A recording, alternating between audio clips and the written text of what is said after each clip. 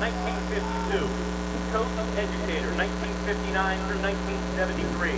WPIAL Football Championship, 1968, 1971, and 1972.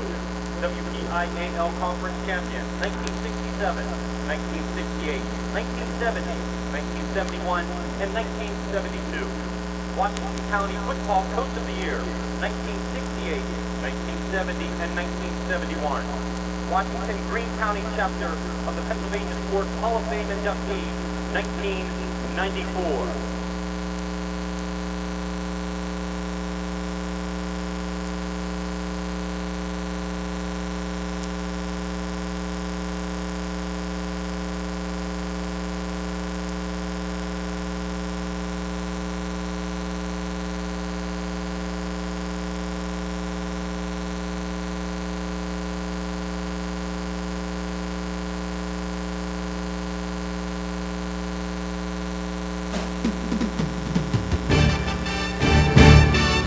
On the air on over 30 radio stations in Western Pennsylvania. And on the net with over 10 schools and hundreds of live and archived broadcasts at www.msasports.net. Anytime, anywhere, always there. We are the MSA Sports Network.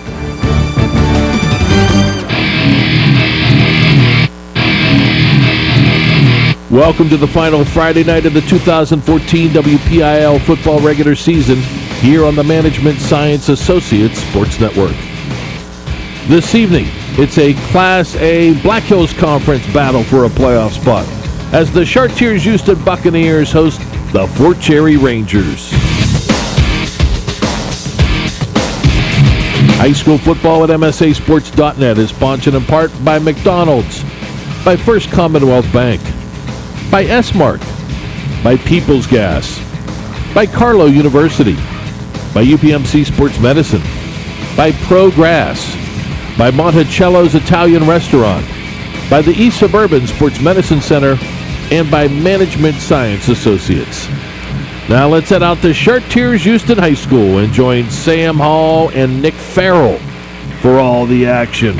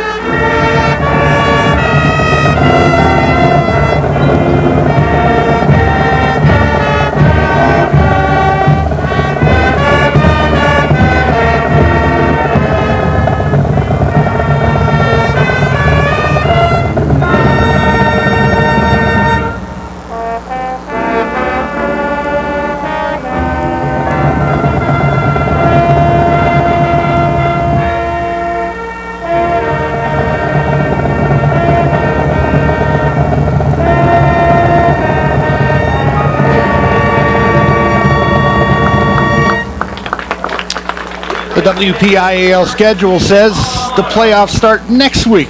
But if you're in Washington County and wearing a football uniform that is burgundy and gold or red and white, the playoffs, in fact, start tonight. Good evening, everybody. Alongside Nick Farrell, I'm Sam Hall. Week 9 of the 2014 WPIAL football season. A dandy for us. A win and you're in if you're Chartiers-Houston game, a win and you're in with some help for Fort Cherry. But no doubt about this, if you lose, your season is over, Nick Farrell. You're exactly right about that, Sam. The three teams that have clinched in this conference already, Cardinal World North Catholic, of course, 7-0 entering this week. Avonworth in second place is 5-1. They're taking on Northgate tonight. And then Brentwood in third place with a 4-2 record. So, for Fort Cherry, needs a win tonight against Chartiers-Houston here at Chartiers-Houston, and then that Northgate loss against Avonworth, especially coming off a loss to Northgate last week. The Fort Cherry Rangers had an opportunity really to solidify and clinch that playoff berth last week, but fell at Northgate 36-34. Really, they've got a chance for redemption tonight. So really the way it looks, if Fort Cherry wins this football game, you get a three-way tie for that final playoff spot, and Northgate wins the tiebreaker amongst those three teams. So both Chartiers-Houston and Fort Cherry would be out. If Fort Cherry is able to win this game, they will have a pretty, I don't want to call it a 100% certainty, but certainly 90% likelihood that Avonworth is going to knock off Northgate tonight, and the Fort Cherry Rangers will be in the postseason. No doubt for Terry Fedsko in his 9th season at the helm of the Chartiers-Houston Buccaneers. Win this game, you're in the playoffs, the spot he was in with this exact same team last year. In fact, almost into the postseason with 3 seconds remaining in regulation. Fort Cherry gets the game-winning touchdown and puts the dagger in the hearts of the Chartiers-Houston Buccaneers. You're right. We're looking at a completely identical scenario. The only difference is last year's game was at Fort Cherry. This year's is at Chartiers-Houston. Of course, the final score last year, October 25th, 33-26 in favor of those Rangers. Chartiers-Houston now looking for a bit of redemption. Different type of redemption than Fort Cherry coming off that loss to Northgate last week, but certainly redemption regardless. Here's the thing that I don't think a lot of folks realize about these two football teams. One of them is going to probably get into the postseason,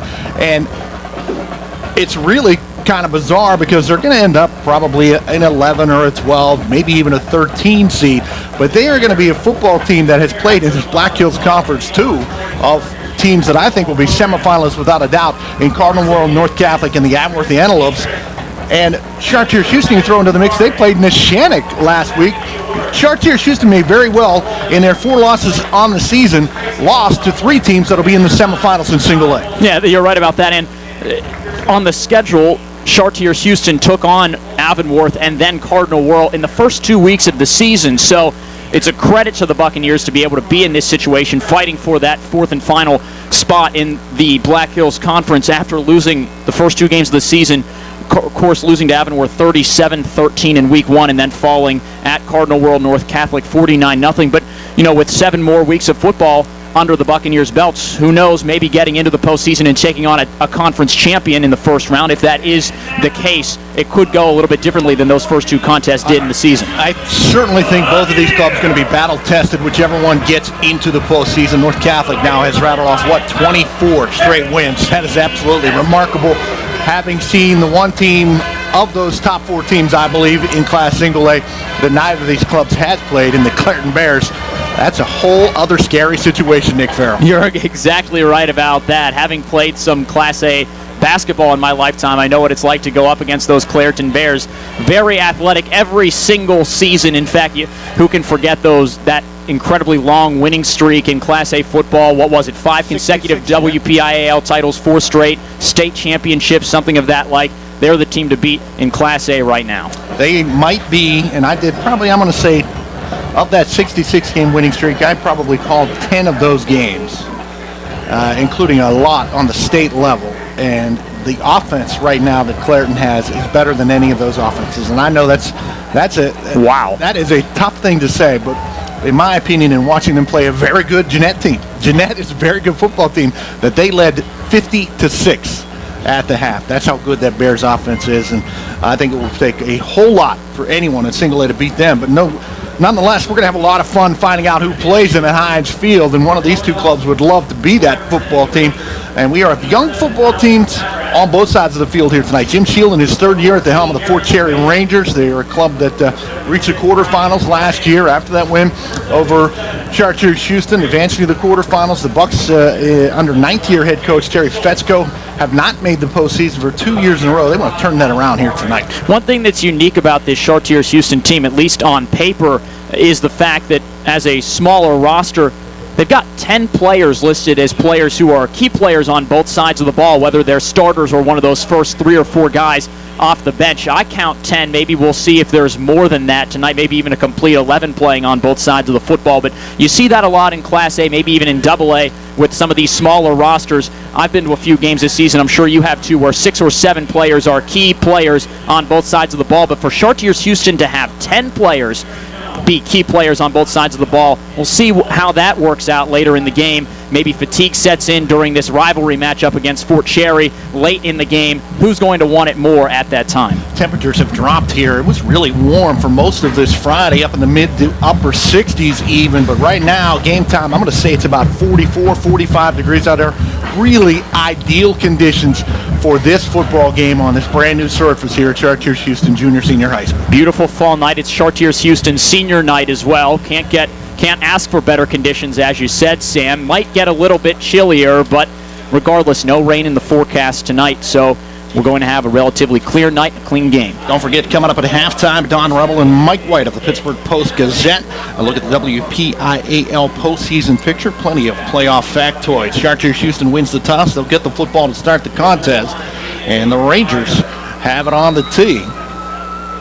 Myers back deep for Terry Fetzko's club. This ball's going to come to the near hash. Bounce and be picked up at about the 17-yard line. Running to the near sideline with the football out over the 25 to the 26-yard line. And that's where the Bucs will take over. The return there by Tyrone Wormsley. The Chartiers-Houston Buccaneer offense for the first time tonight looks like this, Nick Farrell. Led by Alec Ferrari, the senior 6-foot quarterback. In the backfield, Spencer Turling, the tailback, and Dylan Briggs, the fullback. Couple of wide receivers, Tyrone Wormsley and A.J. Myers. Wormsley, a junior. Myers, a sophomore. Also, Ethan Schober, a wide receiver. In the offensive line, Trey Lauber, Bobby Dietrich, Tyler Stenya, Garrett Grimm, and Logan Bayer. Two receivers to the near boundary. Turling the sidecar for Ferrari in the pistol. And he will give it to Turling. Straight ahead. Bangs his way forward for one, maybe two out near the 29-yard line. Tough sledding there on the tackle defensively. Trevor McIntyre for the Fort Cherry Rangers. Let's give Turling two. Set up a second down and 8. Football remains on the near hash. Turling, that's his 92nd attempt on the season. He has just over 300 yards rushing this season. Now wide to the far boundary goes Ethan Schober. Three receivers to the near. And Turling again the sidecar for Ferrari, who moves him over to his left on 2nd and 8. Ferrari wants to throw, fires far side. Schober on the run, flag on the play. Well, that was just somebody throwing something from up out of the bleachers. Schober able to haul it in, cut inside the far hash, and get 9, just enough for first down +1, and the Buccaneers move the football 1st and 10, split the hashes right at the 38-yard line.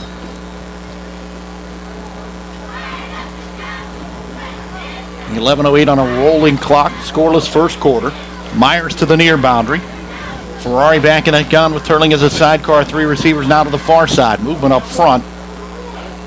But instead, it's going to be an inside handoff for Wormsley. Wormsley trying to bounce it out to the near sideline. And traffic at ice move to get ahead. Looked like he was going to lose two. He's going to surge forward up over the 40, all the way out to the 44-yard line. Wormsley doing that by himself that time. And great patience by him in the backfield, knowing that the original hole was swallowed up by Fort Cherry's front four, maybe even front five in that situation. Great patience, great move, too, to gain what ends up being about 7 yards on the play. Can set up a second down. Let's call it 4. So gain of 6 there for Wormsley on his first carry. Mark it right at the 44. Need to get out to the 48 to pick up the first. And the official stands over the football. It doesn't look like we're going to play just now. We're not. I just had a feeling about the way the officials were looking at each other and talking to each other that we may have some sort of a clock problem. Now the official from the far side will come in and join the group. 10:36 is what it says on the clock. Scoreless. They are going to put some more time back on this clock. We'll push it back up to 10:44. Ball at the 44-yard line of the Chartiers-Houston Buccaneers to the near hash. Bucks move from left to right. Myers wide to the near boundary. Ferrari gives some signals. On second, he'll head it to Turling. Turling left side, trying to tut it up inside. Get forward for a couple. Out over the 45 to the 46-yard line. Jesse McKean on the tackle for the Fort Cherry Rangers. And Turling will set up a 3rd and short. 3rd and 2 now. Football right between the hashes, right on the nose of the Chartiers-Houston Buccaneer. So first opportunity for a 3rd down conversion here in the early goings for Chartiers-Houston. Critical plays in a game such as this one, especially last year when it was a shootout, 33-26. Josh Gray in the slot to the far side. 3 receivers over there. Turling the sidecar to the left of Ferrari. Wants to throw. Looking for Myers. Knocked away. Good defense by Scott Miller on 3rd down and 2+. Miller able to get between Myers and the football, and it's going to be 4th down. And Terry Fetzko, no time to think about this. He'll send the punt unit out, and here comes Kushma. Good defensive possession there by Fort Cherry on a 3rd and short. not to allow Chartiers-Houston that big gain over the middle. Looking for possession here. Miller and Rogers back deep to receive the punt of Kushma. Waits for the snap at his own 32. Miller and Rogers back inside their own 25. Good snap. Low end over end kick. It's going to bounce to the 27, take a Buccaneer bounce inside the 20, and then be down at about the 18-yard line. Hustling down there to down it for the Buccaneers, Dylan Briggs. First time we've seen the Fort Cherry Ranger offense. What's it look like, Nick Farrell? Anthony Panizza is the starting quarterback. He's a senior for the Rangers.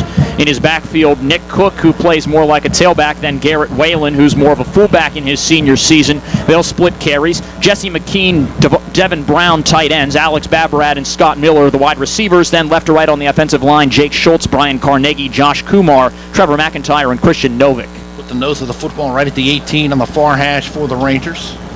Panizza with the I formation behind him. Cook the up back. And this will be a handoff. Coming over the near side. That was Nick Cook, and he was bottled up for almost no gain whatsoever. Second down and 10. I had the opportunity to watch this Fort Cherry offense earlier in the season, calling a game out at Avonworth. Nick Cook has had the ability to be very explosive, at least in the first half of the season for Fort Cherry, but when he's matched up against a strong defense, he has a lot of trouble getting things going. He only averaged 1 yard per carry in that loss to Avonworth. Whalen the up back in the eye, Cook the deep back on 2nd and 10. Panizza wants to throw, has a man far side, and Miller had it in his belly and couldn't hold on as he was hit on the play by Tyrone Wormsley, and it's going to be 3rd and 10 for the Fort Cherry Rangers. 9:05 to play. The incompletion will stop the clock. So immediately Fort Cherry now faced with a 3rd and long situation. Not necessarily ideal on its first offensive possession. Big Trey Lober up front for the Chartiers-Houston Buccaneers. Putting a little pressure on Panizza that time. I formation, a little bit of a broken eye behind Panizza. It's Braylon Skinner is the deep back on a 3rd and long.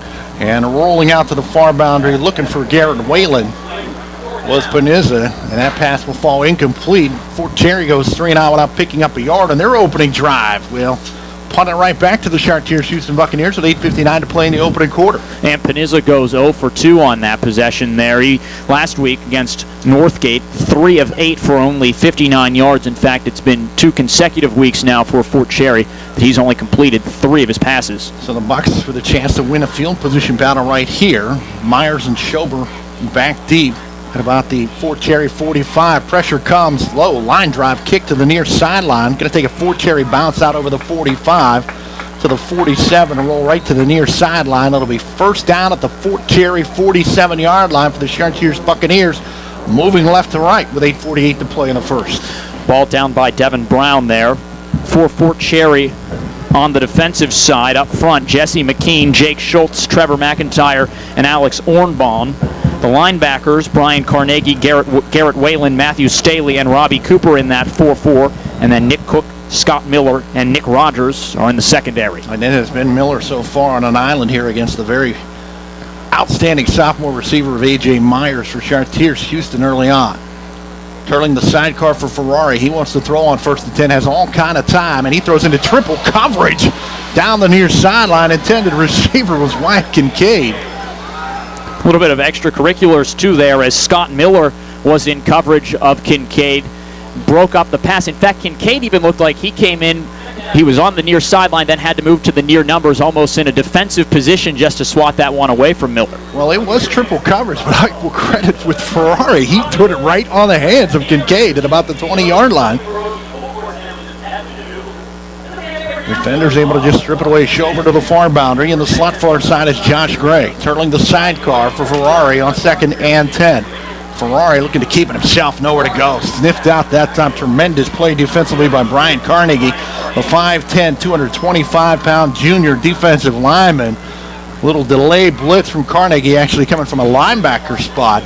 And he will drop Ferrari for a loss back near the midfield stripe. 3rd and long coming up here for the Bucs early on. A very defensive battle. Peg it as a loss of 3 against Ferrari, give or take. And another 3rd and long situation here for Chartiers-Houston. Need to convert this so as not to lose that good field position. Oracle to the far boundary. Myers near. Receiver toward each slot as well. Ferrari to throw on 3rd and long. Looking deep, looking for Myers, near sideline. Throws it out of bounds at about the 22-yard line. Miller again back there in coverage. Had help over the top from Nick Rogers. I'm not sure Myers would have even been able to get a foot down in bounds. That one by Ferrari looked like it was thrown too far toward the near sideline. He's now 1 for 4, and just like Panizza before him, goes 0 for 2 in a 3-and-out for Chartiers-Houston. Maybe some big game jitters for both of these offenses to start this contest. Cushman to punt it away again. Rogers back deep to the near, almost getting there to block that kick was Jesse McKean, but fair catch will be called for at the 21-yard line by Miller, and that's where the Rangers will take over for the second time tonight. Moving from right to left, 7:50 to play. Chartiers-Houston, the only first down of the football game so far.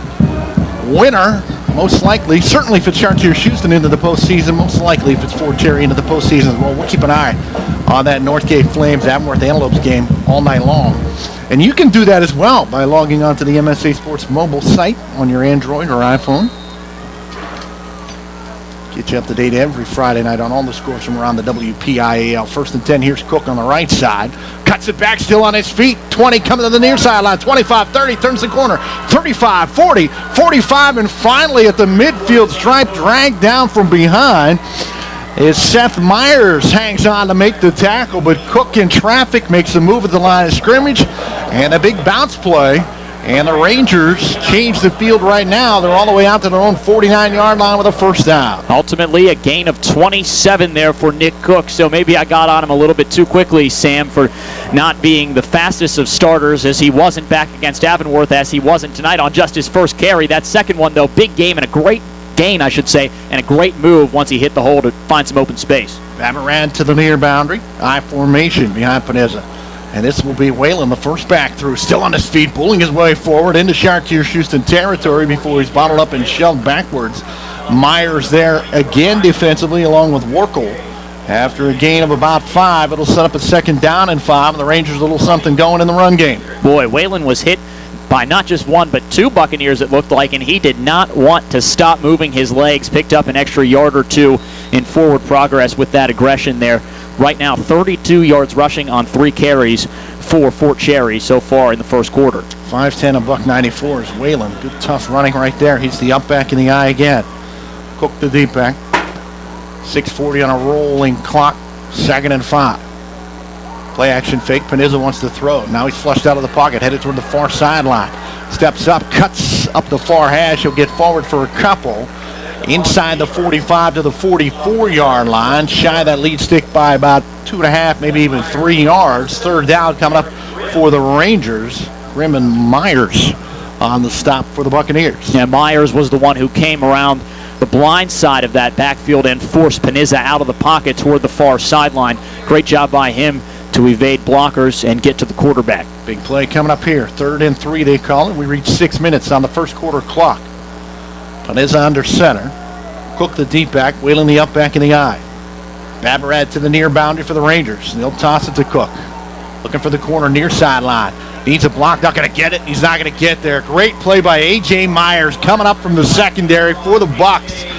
And he will stop him a full yard shy of the lead stick. 4th down for Fort Cherry. Decision time now for Jim Shield. You go for it right here, Nick Farrell?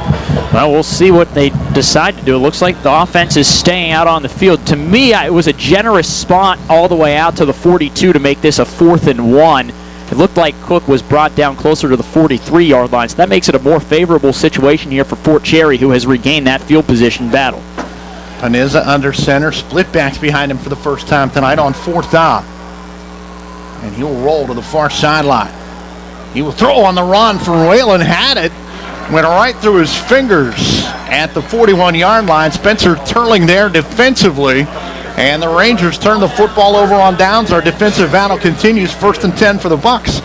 Right in that midfield area where they've been for most of the game. And still no one has been able to convert on a 3rd down in this contest. And with that Fort Cherry incompletion, no one has been able to convert on 4th down in this game. But with the way Garrett Whalen and Nick Cook have been running, at least on that last possession, it's a wonder you go to Panizza, who is now 0 for 3 on the night. Football on the near hash. Turling the sidecar for Ferrari. Myers to the near boundary on 1st and 10 for the Bucs. Moving left to right now. Myers will go in motion toward Ferrari. Take that end around handoff. Looking for a block from Turley. Gets it on the edge. Now cuts it back up. Loses his footing. Still on his feet, though. It's Myers, the sophomore, battles forward. He's going to get one, maybe even two. But good pursuit to the football by the Ranger defense that time. They gang tackle Myers after a short gain. 2nd down for the Bucs coming up. They are only going to give him one, the referees are, but boy, he did a whole lot of dancing and prancing to only get 1 yard there on that end around. Football slides to the far hash. 2nd and 9 for the Bucs. 4:30 to play in the opening quarter.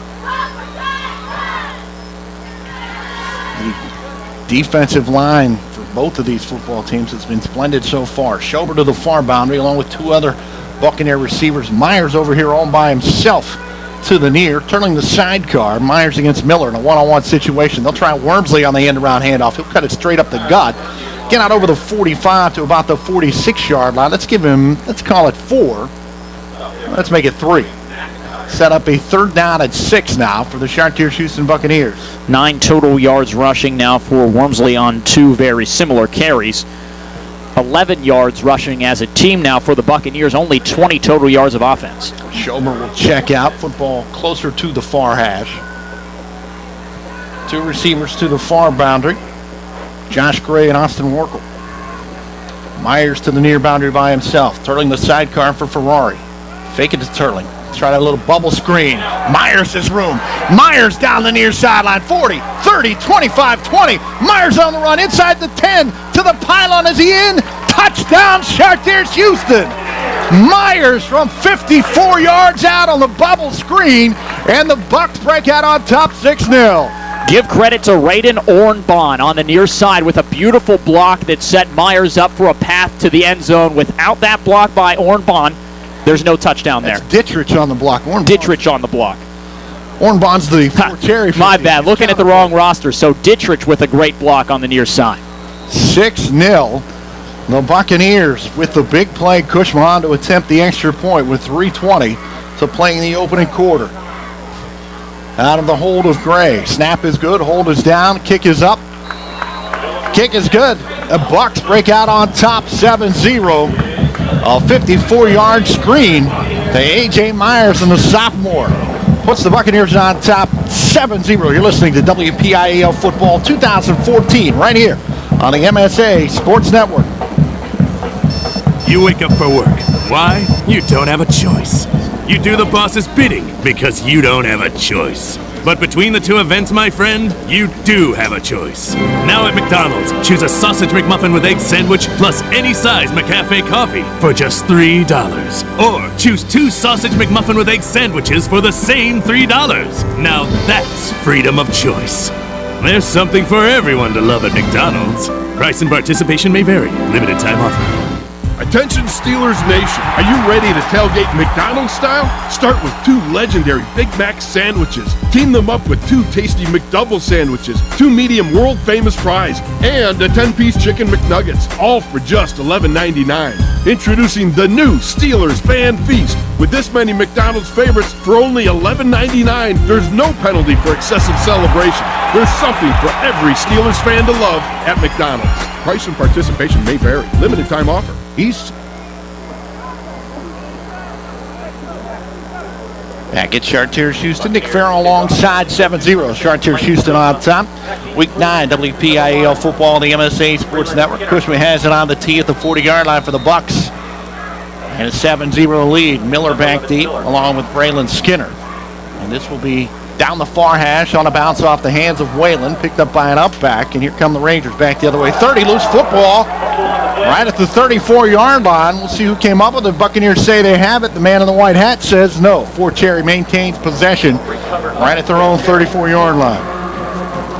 Dodging a bullet right there, Nick Farrell, already in a 7-0 hole. Absolutely so. But now the Buccaneers defense coming out with an opportunity to defend that 7-0 lead. And let's take a look at Chartiers-Houston's 4-4 set. Seth Myers, Tyler Stajenga, Trey Lober, Garrett Grimm up front. Spencer Turling, Dylan Briggs, Wyatt Kincaid, and T.J. Johnston make up the linebacking core. And then Alec Ferrari, A.J. Myers, and Austin Warchall round out the secondary. And we'll see Panizza. No, this is going to be Garrett Whalen. A little wildcat look here from the Rangers. And Whalen will hand it to Cook, and Cook a gaping hole. Cook to midfield. Cook inside the 30. Cook is gone for the Fort Cherry Rangers as the Bucs get caught off guard. Flag on the play. Back at the Chartiers-Houston 25-yard line as Nick Cook, out of the wildcat, took the handoff from Garrett Whalen and was off to the races. The flag back at the 25, though. I think it's going to come back for either a holding or a block in the back at about the 25-yard line. But the Bucs just flat-footed right there with their first look at that wildcat, Nick Farrell. And the Bucs are saved by a block in the back. That was why the penalty marker was thrown at the 25, so it negates what would have been a 65-yard touchdown run on the first play from scrimmage of that drive by Nick Cook. And so put the football on the near hash. It'll still be first down for Fort Cherry. And credit a solid run there for Cook as he took that inside handoff from Garrett Whalen. So officially it's only a gain of 30 yards from 135 to the other. And again, it is Whalen in the wildcat with Cook as a sidecar. 2 receivers to the far boundary, 2 to the knee. 1st and 10 from the Buck 35. In motion goes Skinner. And he will take the handoff. Skinner cuts it up. And he's going to pick up 5 down to the 30-yard line. On the tackle defensively, Spencer Turling for the Chartiers-Houston Buccaneers.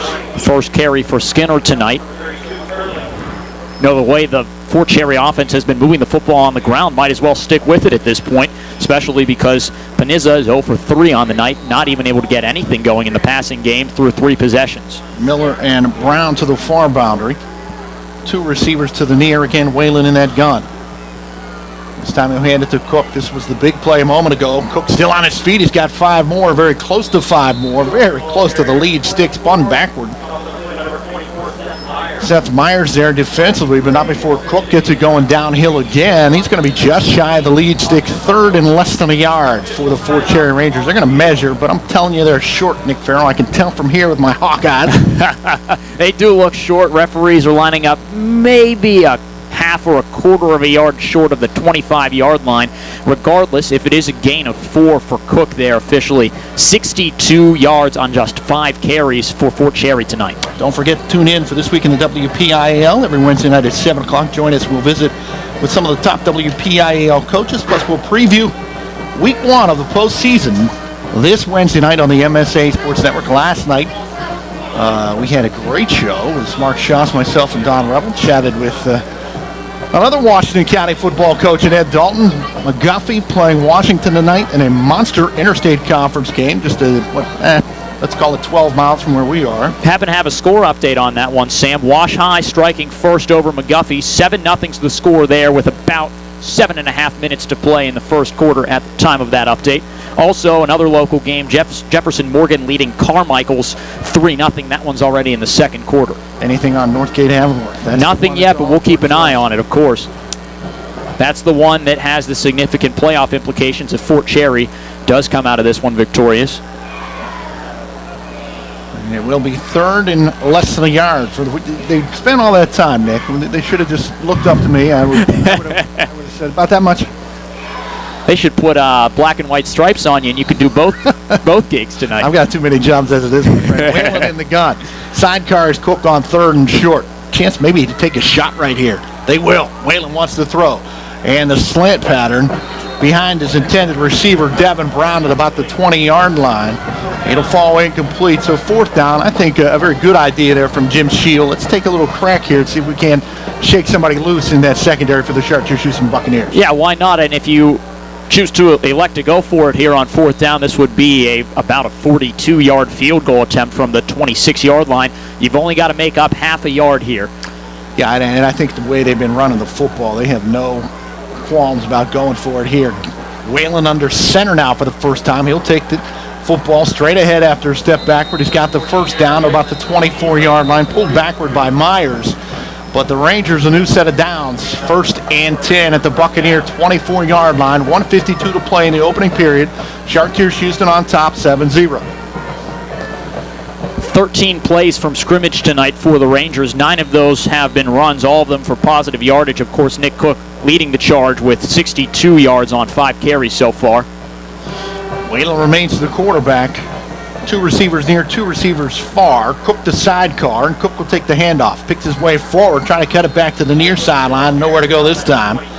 Good play by Seth Myers, crashing down from this near edge. And it will be a short gain of, let's call it 1.5 for Cook. Bobby Dietrich also in there for the stop for the Buccaneers. Mark the football at the Buccaneer 23-yard line. 1:17, clock continues to roll. Skinner will check in. Rangers will send Miller and Brown to the far boundary. Skinner in the slot near side. Babarad wide to the near side. Now Skinner goes in motion. Fake it ahead. Whalen finds Cook. Cook will come straight ahead to the 20. Inside the 20 to the 18 before he's dragged down by Warkle. And right now, Fort Cherry has the Buccaneer defense kind of guessing a little bit. Yeah, great bit of misdirection there on the end around, then giving it back to Cook, coming to the near side where he had some space to set up a 3rd and short here. Football at the 18-yard line. They have to get just inside the 15 to about the 14.5 to pick up the first. It's about a gain of 6 for Cook, by the way. It's 2 down territory. They've already shown that. Skinner and Babarad to the near. Cook the sidecar for Whalen. And he will motion Nick Rogers.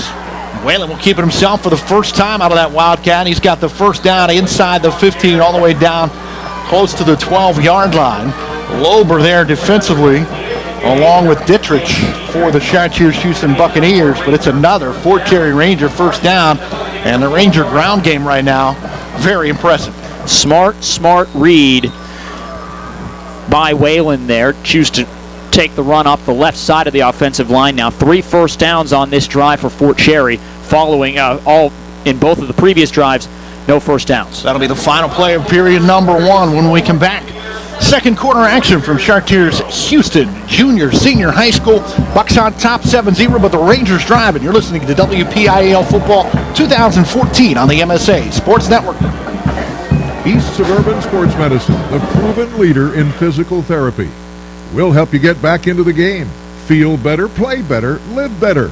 When your doctor suggests physical therapy, be a healthy consumer and ask for us by name. Experts in caring for high school athletes.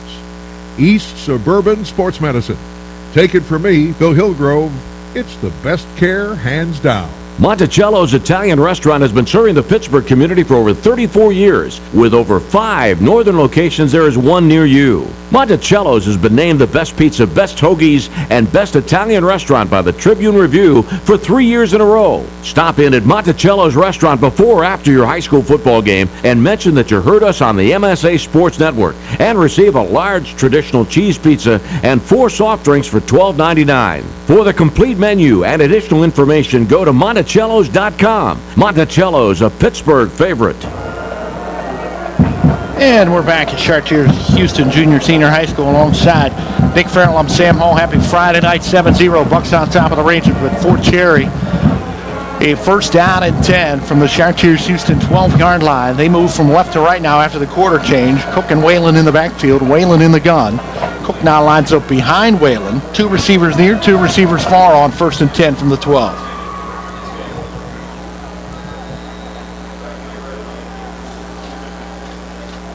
Whalen parks out the signals. He'll turn and hand this ball to Cook. Picks his way forward straight ahead. Inside the 5, still on his feet. Stopped dead right at the 5-yard line. Boy, he ran into Wyatt Kincaid and Austin Warchel. And it was like a stone wall. I thought surely he would lean forward inside the 5. Instead, it will be right at the 5. A pickup of 7.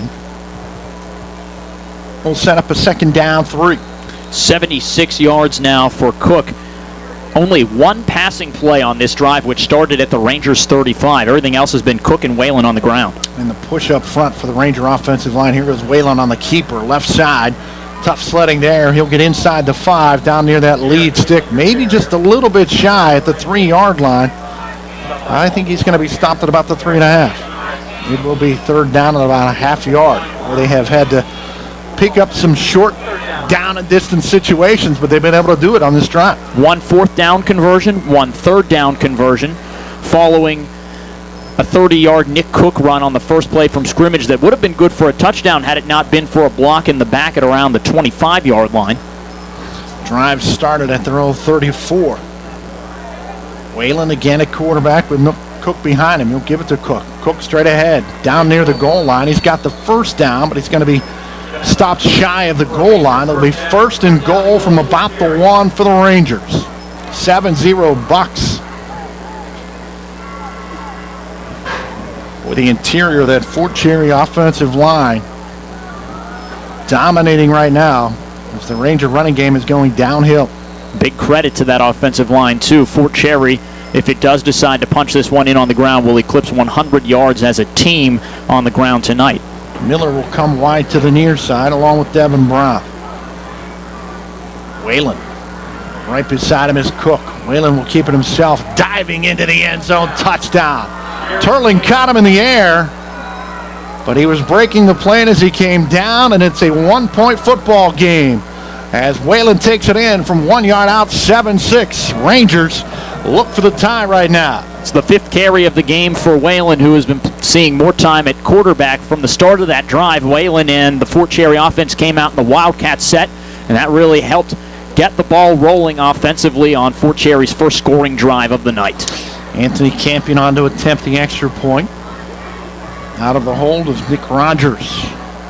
Kick is up, kick is high, and the kick is good. We're tied at 7. A 66-yard touchdown drive for the Fort Cherry Rangers, capped by the 1-yard Garrett Whalen touchdown run. Has knotted this football game at 7 apiece. You're listening to WPIAL Football 2014, right here on the Management Science Associates Sports Network.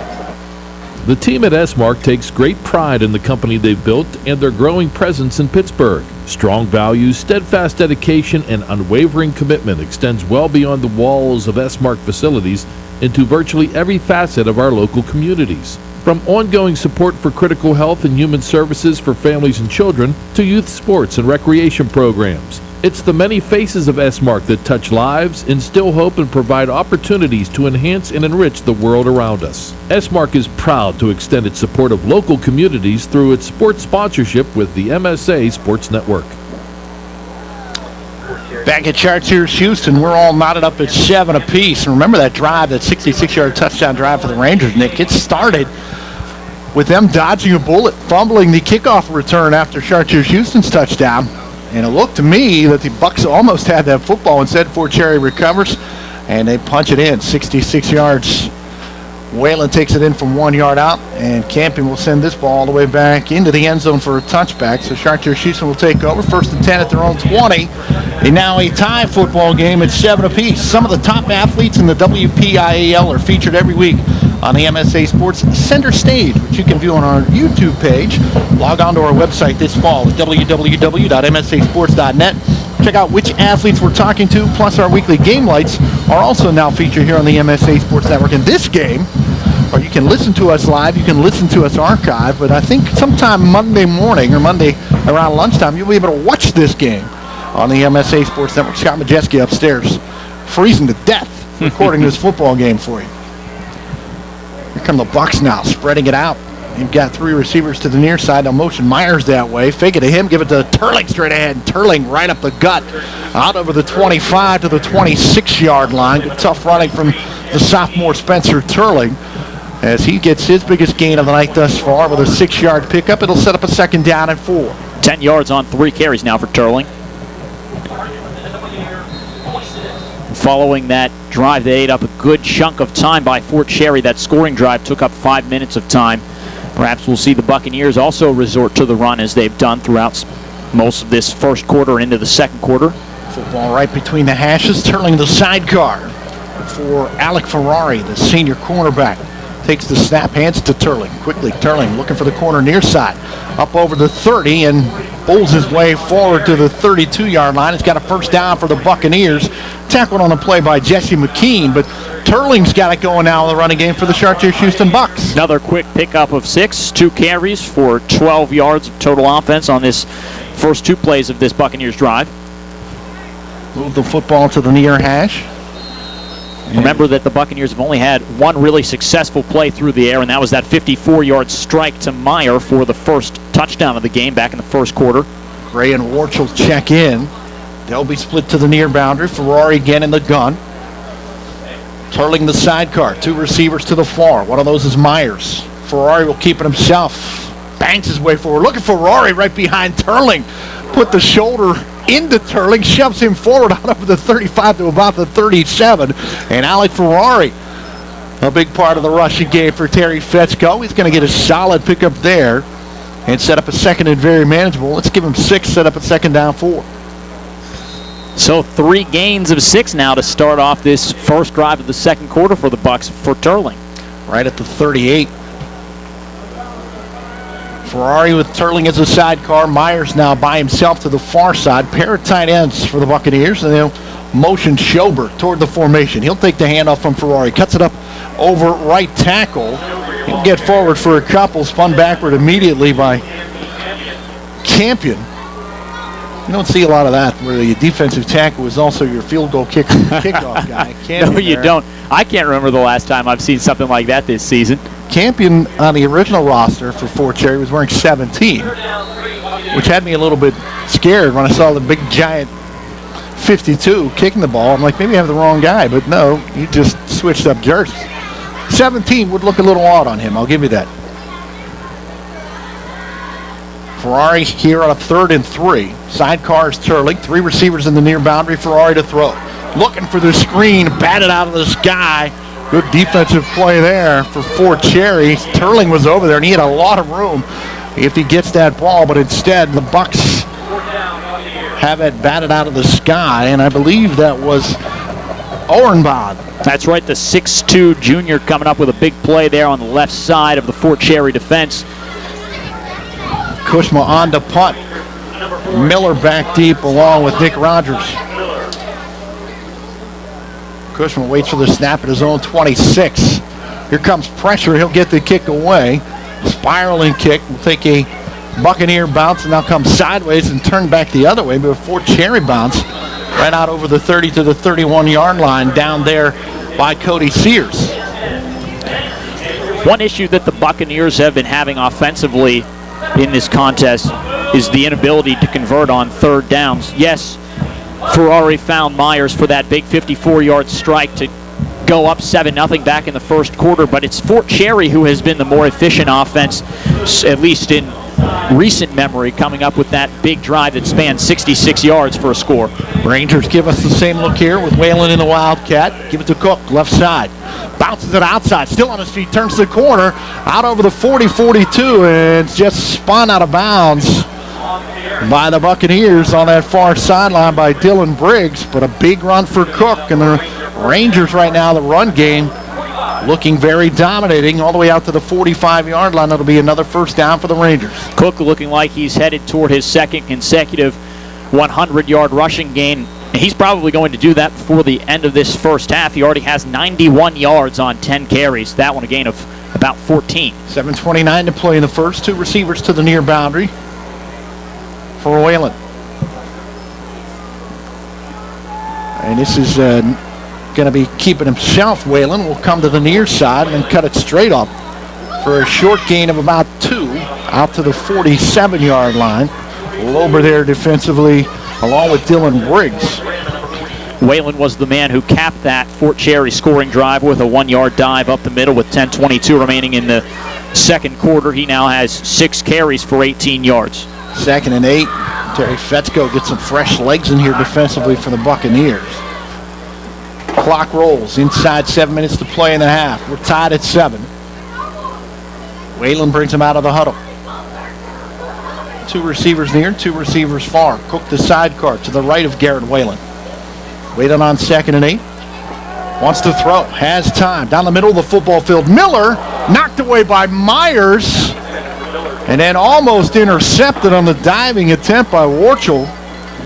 Instead, it will fall incomplete. Boy, a nice break on the football by the sophomore A.J. Myers. Now Turling will check back in defensively.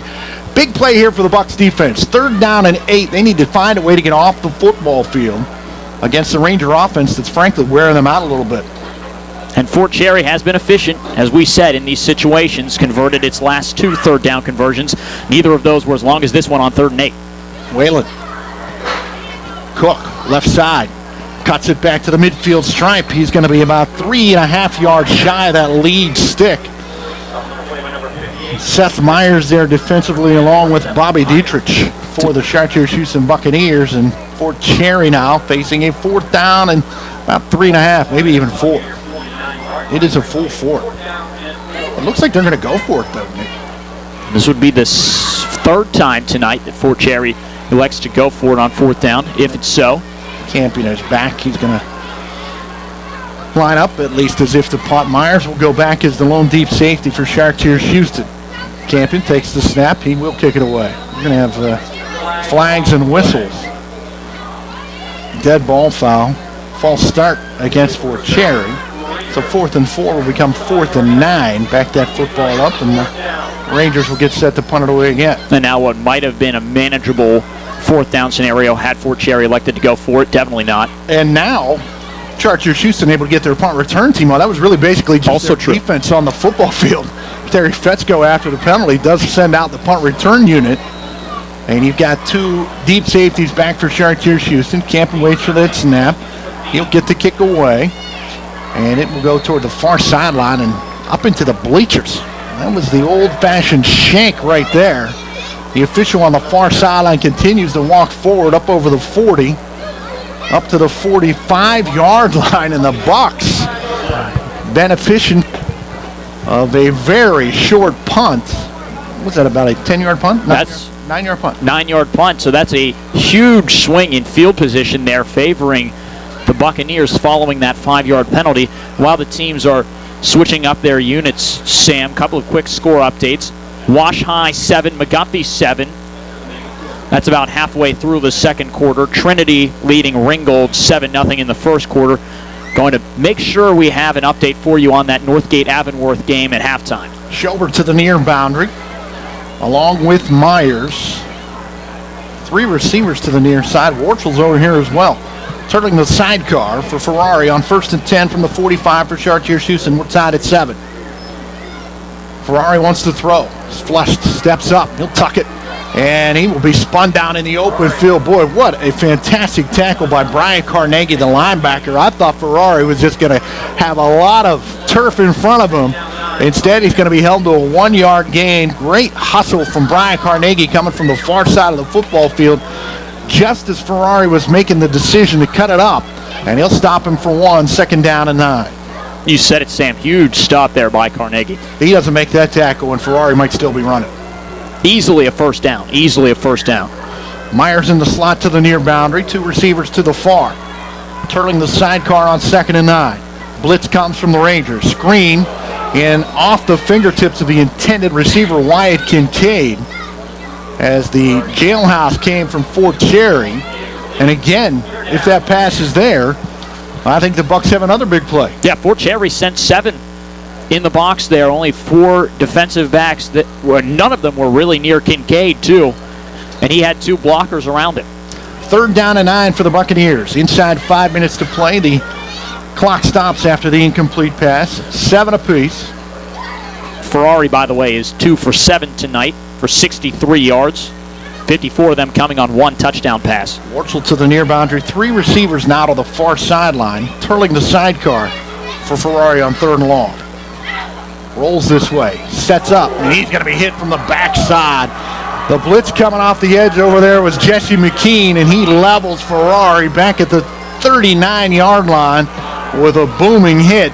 And the Bucs will punt it away. Boy, McKean absolutely hammered Ferrari there for a big loss. And that also helps Fort Cherry in a way, because it pushes that punting unit back now in terms of this field position battle that Fort Cherry just started to lose after that punt that only spanned 9 yards on its last kick. 7-yard loss on the sack right there. And I'll tell you what, credit Ferrari for even holding on to that football. Cushman's kick end over end to the near sideline to go out of bounds at about the 35. Near side official walks up the field. Look at those eyes again. There it is. 2 for 2 tonight. A little love for the old man. 1st and 10 from the 35 for Fort Cherry. 4:17 to play in the half. We're tied at 7 apiece. Very similar field position, at least to start, that Fort Cherry had on its scoring drive. That was now 2 drives ago. That last scoring drive started at the Fort Cherry 34. This possession starting at the Fort Cherry 35. Momentum right on the side of Fort Cherry without a doubt right now. With 4:17 to play in the half. 2 receivers to the near side, including Miller and Brown. Now they'll motion. Skinner from the far. Skinner will take the handoff on the end around. Trying to get to the short side. Going to be hit, stood up, and shoved backwards. Good pursuit by Wormsley and Turling there defensively, as well as Wyatt Kincaid. And Skinner was in a place where he needed to get down, or he was going to end up having that football punched out of there. They're going to stop him for a very short gain of 1. Set up a 2nd down and 9. That time, the Bucs running to the football defensively. Yeah, there were 4 or 5 guys that ganged up, too. I think I saw A.J. Myers and Dylan Briggs come in late to stand Skinner up. 2nd and 9 for Fort Cherry. Football at their own 36. Miller and Brown to the near boundary. Skinner in the slot to the far side. Babarad split wide to the far side. Boy, keep an eye on Babarad. They have not gotten the football into his hands at all night long. Skinner in motion. Whalen will fake it to him, keep it himself. Far side, looking for a block, and he's going to be out over the 40 to about the 42-yard line before he's dragged down by Dylan Briggs. And also there, Warchel. So following that gain of 7, now Whalen has 25 yards to his credit on 7 carries. Had a lot of room to work with. Good blocking up front, but he didn't get that second-level block that would have sprung him forward to pick up that 1st down for Fort Cherry. Inside 3 minutes to play in the half. 3rd down and 3 for the Rangers, moving left to right at their own 42-yard line. Whalen in the Wildcat. Cook the sidecar. 2 receivers near, 2 receivers far. Skinner comes in motion. Fake it to him. Give it to Cook. Cook hit in the backfield. Dives forward. He's going to be about a yard shy of that lead stick. Tremendous penetration and a great defensive play by Myers to stop Cook. He got down low, submarine in there, and then grabbed a hold of Nick Cook's left leg. It's going to stop him a full 2 yards shy of that lead stick. Myers, a great defensive play. Big stop there. I think we've got a timeout on the field, but now the Buccaneers, with about 2:15 to play in this first half, have an opportunity to maybe put more points up on the scoreboard and head to the locker room with the lead. 7 apiece for 4th and 2 for the Rangers. They have shown a propensity to go for it in these kind of down and distance situations. It's in that spot, though. Boy, oh boy, you don't want to give the Buccaneers the football right there, Nick Farrell. The Rangers are 1 for 3 on 4th down conversions tonight, but that 1 came on a 4th and about a half-yard situation. And also that last punt, Sam, that we saw from Fort Cherry on its previous possession, really not promising, only a 9-yard punt. If that happens again, you're looking at a Buccaneers possession that starts right on the cusp of midfield. Out of the timeout, Rangers will huddle up. Chartiers-Houston straight out over the football defensively on 4th and 2. 7 apiece, 2:15 to play in the half. Checking into the game will come Alex Babarad. And I'm telling you, at some point, Babarad's the kind of kid that can make a big-time difference. Coach Shield once referred to him as freakishly fast.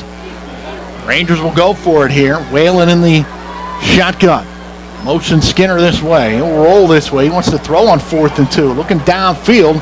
Overthrows his intended receiver, Devin Brown, at the Chartiers-Houston 40-yard line. And the Bucs will get it back with 2:10 to play in Fort Cherry territory. So if I'm not mistaken, now Fort Cherry is 1 for 4 on 4th down conversions. 0 for 2 on 4th down conversions when the Rangers elect to pass. In fact, they haven't thrown a single completion the entire game. 0 for 6 now as a team. I am shocked that they elect to pass. The way that they've been able to run the football, not on the edge, not getting to the edges, but right up the gut. They've been really dominant running the football. And, boy, I'll tell you what, it's tough for me to not see Garrett Whalen just take that football himself and bang straight ahead. Exactly, especially when he's rolling out to this near side. He's 0 for 3. Panizza 0 for 3 as well through the air.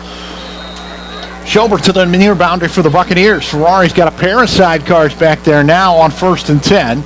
And he'll give it a little inside buck play here for Turling. Turling with a flag on the football field inside the 30, inside the 25. Flag way back at the 41-yard line in that area where he expected to be holding the umpire. Throws it in from the far hash, but big hole that time for Spencer Turling. But this is coming back.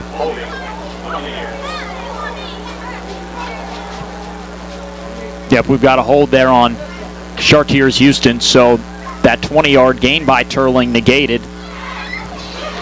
So this will be a spot foul from just outside the 40. So it's going to go all the way back into Chartiers-Houston territory. Just shy of the midfield stripe, where it'll be first down and a long for the Buccaneers with 2:02 to play in the half. Chartiers-Houston 7, Fort Cherry 7. Mark it right at the Buccaneer 49-yard line. Checking back into the contest for Terry Fetzko comes Jake Cavallo. Don't forget to join us for the MSA Sports Halftime Show this week. Don Rebel and Mike White of the Post-Gazette look at the WPIAL playoff postseason picture with plenty of playoff factoids. Now Briggs and Turling in the backfield with Ferrari in the gun. On 1st and 18. Turling will try that same play to the far side and pick up short yardage out over the midfield stripe into Fort Cherry territory, just shy of the 49 for a pickup of about 2. Going to set up a second down and very long for the Bucs. Turling 7 carries, 26 yards. The Rangers, though, very fortunate that 20-yard carry by Turling all the way down to the Rangers' 23-yard line was negated by the hold on the original 1st and 10 of that drive. Myers checks out on 2nd and 17. To the near sideline comes Workle. Again, Briggs and Turling in the backfield. Pair of tight ends for the Bucs. Ferrari to throw. Nowhere to go. Comes to the near side. Going to be wrapped up spot. Stays on his feet. Loses the football. He'll have to dive on it back at his own 37-yard line. And again, it was Cheshire McKean spinning him down. And Ferrari this time did lose the football, but the presence of mind to pounce on that loose ball all the way back at his own 37. Yeah, take the major loss of yards there. Just make sure you retain possession. Don't want to turn the ball over that deep in your own territory now. But boy, McKean has become a nightmare for Ferrari in that backfield twice in as many drives that he's gotten back there and caused a lot of havoc. Now it's the Rangers who want a timeout to see if they can't get the football back here. Still 50 seconds to play in the half. 7 apiece. Chartiers-Houston and Fort Cherry. Bucs win. They are in. Fort Cherry wins. And we'll find out what happens between Avonworth and Northgate. If Fort Cherry wins, they want the Lopes to knock off the Northgate Flames. And if that happens, it will be Fort Cherry that gets into the postseason.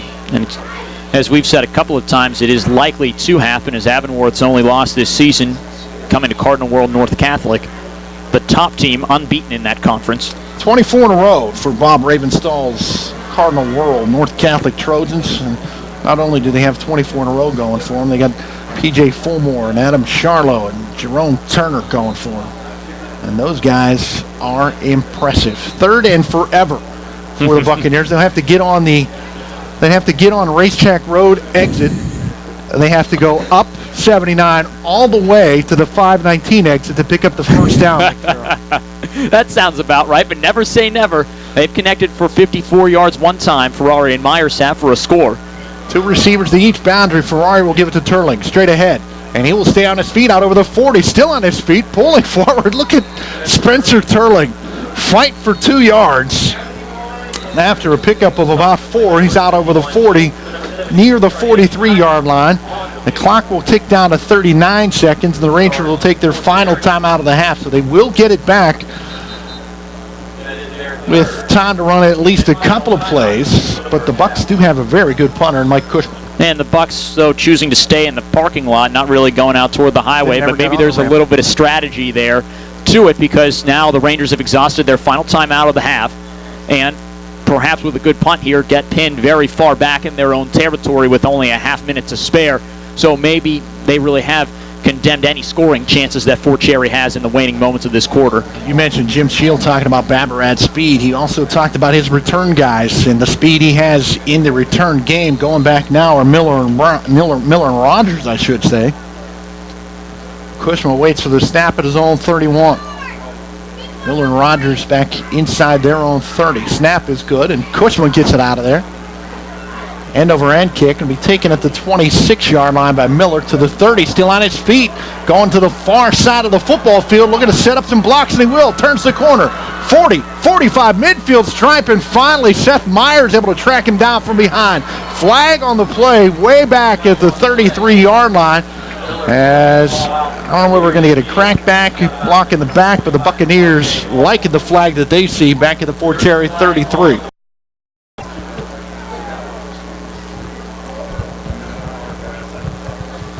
Miller able to stay on his feet, and boy, once you get that whole punt team on one side of the football field, the good speed, the reverse field, headed to the far sideline, turned it up out near the midfield stripe, but it's coming back. Personal foul against Fort Cherry. That's the old blindside block, the old Hines Ward call right there. Well, you saw the speed there, Sam, from those return men that Coach Shield was talking about, but of course speed can be helped a little bit when you get an illegal block like that. Now, really, all that the speed did there was take 16 seconds off the clock, so now Fort Cherry with no timeouts, really in a bad situation, needing to span 82 yards in 23 seconds to score here. Mark it all the way back to the 18, 1st and 10 for the Rangers. Don't forget at the half, Don Rebel and Mike White of the Pittsburgh Post-Gazette. First, we'll try to get you up to date on that Northgate Avamore score if we can. We'll certainly have you up to date on that Northgate Avamore score when we come back from the halftime show. 2 receivers toward each boundary for Whalen. He wants to throw.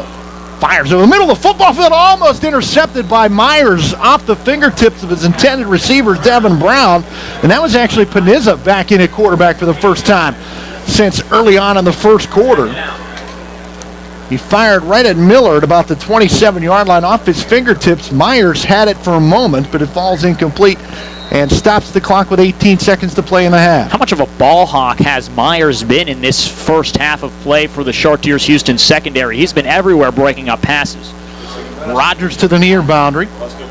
Panizza remains the quarterback on 2nd and 10. Fires far side. He's got Skinner, had it, lost it. And are the Bucks on a loose football? They will say it is. Chartiers-Houston football. The Bucks will get it at the 17-yard line with 10 seconds remaining in the half. A great kicker in Kushma, but do you have time to take a shot, Nick? I think you can take one chance to the end zone here. That's huge, though, that fumble recovery for Chartiers-Houston. Boy, great opportunity in this crucial game with playoff implications to go up on your rival Fort Cherry at halftime. What do you think, Sam? Go for a score here? Go for 6 here instead of just 3? I'm trying to figure out if Chartiers-Houston, they're going to take a timeout right here. Do they have another timeout available? That's what if I don't have another timeout available, I don't know if I take a chance. The pressure's been so great on Ferrari when he tries to throw the football. You get sacked, you get nothing. Right. If you get sacked, you may even get knocked out of field goal range, too. And then you don't even get a chance. That's right. If you don't have a timeout, there's no way you can line up for a field goal in time. If you get sacked or you get tackled anywhere in bounds, and the pressure at times from Fort Cherry has been overwhelming for the Chartiers-Houston offensive line. So if I have a timeout in my pocket and they don't have it listed on the scoreboard, although I'm guessing that maybe he does. I think that the earlier timeout was taken by Fort Cherry. I think Terry Fetzko has a timeout, and if he does, I do run a play right here. Such a tough call, too, because this situation is so crucial in such a tightly contested game. You got to come away with points here when you're this close. They will line up as if to go for at least one shot right here, turning the sidecar. Receiver to the near side is Workle. Myers to the far. Ferrari has time. Going to follow the fade into the end zone for Myers. Did he make the catch as he ran to the backside? Touchdown! A.J. Myers. What a throw from Alec Ferrari on the fade into triple coverage. Myers up over everybody and two-hands it, high points it. The Bucks take a 13-7 lead with 5 seconds to play in the half. An absolutely incredible score. That ball was thrown so perfectly into the back of the end zone, far right corner. Double coverage, no less, on Myers there. He ran all the way down toward the concession stand, too, before he stopped to look back to know that he had that touchdown grab. What a play to give the Buccaneers a one-score lead. Kushma on to attempt a very important extra point. Prior to the snap, we're going to get whistles.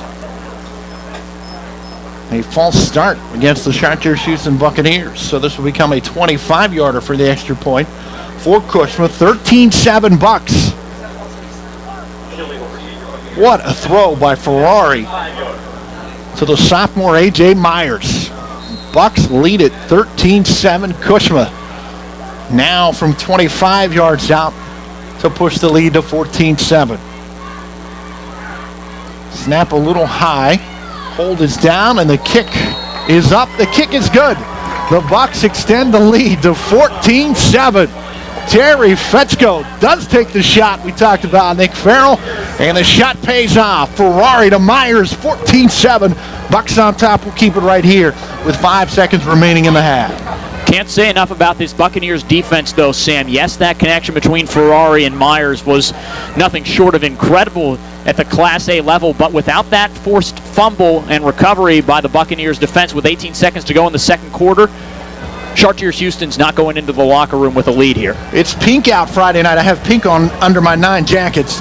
Pink out on the MSA Sports Network all around the WPIAL, and MSA Sports is proud to be working with Project Irreplaceable. Project Irreplaceable is a community service initiative to raise awareness of the value of early detection of breast cancer. The campaign asked students to let the important women in their lives know how irreplaceable they are, reminding their moms, grandmas, friends, and other females in their lives that they should take a few minutes to do a self-exam. To learn more about this important life-changing initiative, click the Project Irreplaceable graphic on our website or go to www.projectirreplaceable.com. Kushma puts it on the tee between the hashes at the 40-yard line with 5 seconds to play in the half, and the Buccaneers on top 14-7. Turnovers, anytime you get a big rivalry game like this, are huge, and the Bucs get a big one there. Kushma will squib this down the middle of the football field, pick up at the 20-yard line by Whalen. And right up the middle of the football field, still on his feet is Cook into Chartiers-Houston territory as time expires. That's not what you want from the squib kick right there, Nick Farrell. No, and that's not who you want to direct the squib kick to. So far, Fort Cherry's most dangerous offensive threat has been Nick Cook, and he almost broke that one free to tie the score before we head into the locker room. But regardless, maybe Chartiers-Houston gets a little bit lucky there by being able to stop the explosive Cook. Halftime with the Bucs on top 14-7. WPIAL football on the MSA Sports Network continues when we come back to Washington County. You're listening to WPIAL Football 2014 on the MSA Sports Network. When looking to replace your athletic field, choose ProGrass, First in Turf. ProGrass has installed over 500 fields in the U.S. Getting the best artificial turf for your field depends on both the product and the partner you choose. That's why architects, athletic directors, and players choose the ProGrass Performance System. ProGrass maintains an active presence in the synthetic turf industry as members of the Sports Turf Management Association and the American Sports Builder Association, and is proud to be recognized as the FIFA preferred manufacturer. Call ProGrass today, 866-270-6003, or visit them on the web at www.progressturf.com. ProGrass, First in Turf. The history books are filled with the names of great athletes and great teams from Western Pennsylvania. They share stories of great victories and stunning defeats, but they all have one thing in common. They know the championship season is the time to be first. First Commonwealth Bank, proud sponsor of the WPIAL and the best high school athletes in Western Pennsylvania. First Commonwealth, time to be first. Life is about having the confidence to know you can do anything, right? I get that at Carlo. I graduated with top awards, but beyond the classroom, Carlo helped me learn a lot about myself. Carlo brings out the best in you. I know I'm going to be a fantastic nurse. I know whatever I come across, I'll be prepared. I can't think of a better place to start the rest of my life, because at Carlo, I know I matter. I matter. I matter. Enroll at Carlo University. Visit carlo.edu. Back at Chartiers-Houston Junior-Senior High School at the break, the Chartiers-Houston Buccaneers on top of the Fort Cherry Rangers by a score of 14-7. Nick Farrell to my right, week 9 of the WPIAL football season. A tremendously well-played first half, very exciting half of football. Let's take a look at that scoring summary for the first half. The scoring was opened in the first quarter by the home team, Chartiers-Houston, with a connection between Alec Ferrari and A.J. Myers for 54 yards off a screen pass. 3 minutes, 20 seconds remaining in that first quarter. Fort Cherry responded on its ensuing possession about 5 minutes later as we entered the second quarter of play on a 1-yard run by Garrett Whalen. Nick Cook had a big carry on that drive for about 30 yards on the first play from scrimmage. Would have been good for a 65-yard touchdown had it not been for a block in the back at around the Chartiers-Houston 25 that set the offense back just a bit. Whalen on that possession, it should be noted, was playing quarterback. That entire drive, Fort Cherry started its offense from the Wildcat formation. Back and forth we went in the second quarter with no more scoring until a Chartiers-Houston fumble recovery with 18 seconds to play in the second quarter resulted in another Alec Ferrari connection with A.J. Myers on a beautiful fade route. A perfect throw from Ferrari to find Myers in the back right corner of the end zone with 5 seconds to play in the second quarter, brought the score up to 14-7, favoring the Buccaneers.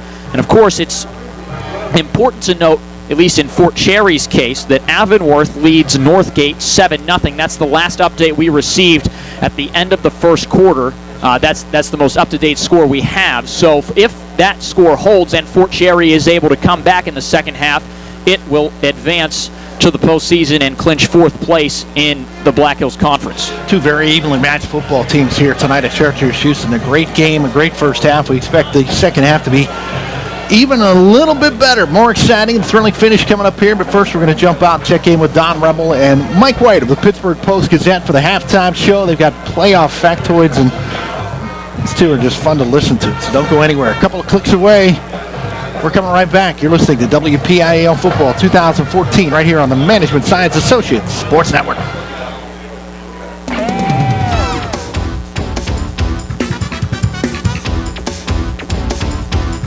Final time in the regular season. It's the halftime show here on the MSA Sports Network. Don Rebel, joined by Mike White of the Pittsburgh Post-Gazette. Week 8, Week 9, we look ahead to the Highway to Hines, and... Wait, let me get them out. Go ahead, come on. Let me get them out of my part. Hold on. There, what? They open up. There they are. Open my factoid box. More playoff factoids. More of a tin, isn't it? Not to be confused with Altoids. No, we would never do that. All right. Quad A, Foothills Conference.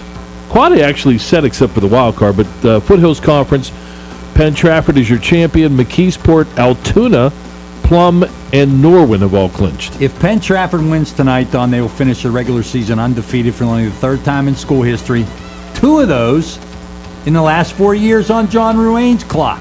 They were undefeated 3 years ago. McKeesport in the playoffs for the 17th consecutive year, 4th longest current streak. That is about it for the Foothills. Altoona wins. They host a playoff game. While Altoona and Hollidaysburg have made the playoffs, I don't think we've ever had a District 7 game in Blair County. I believe you're correct. An additional factoid. All right, Quad A. Excuse the lint on that one. It's Quad A Southeastern Conference. It was from my pocket. Woodland Hills, Penn Hills, they play for the conference championship here tonight. Mount Lebanon is in, Bethel Park is in, Upper St. Clair is in. Woodland Hills for the playoffs for the 19th consecutive year, 2nd longest current streak in WPIAL. Upper St. Clair, Don, likely to finish 4th or 5th, right? Worst finish for them since they didn't make the playoffs in 1999. Wow. All right, Northern 8 Conference, Pine Richland is your conference champion based on that thriller last week. Pittsburgh Central Catholic in, North Allegheny in, North Hills in, Fox Chapel in.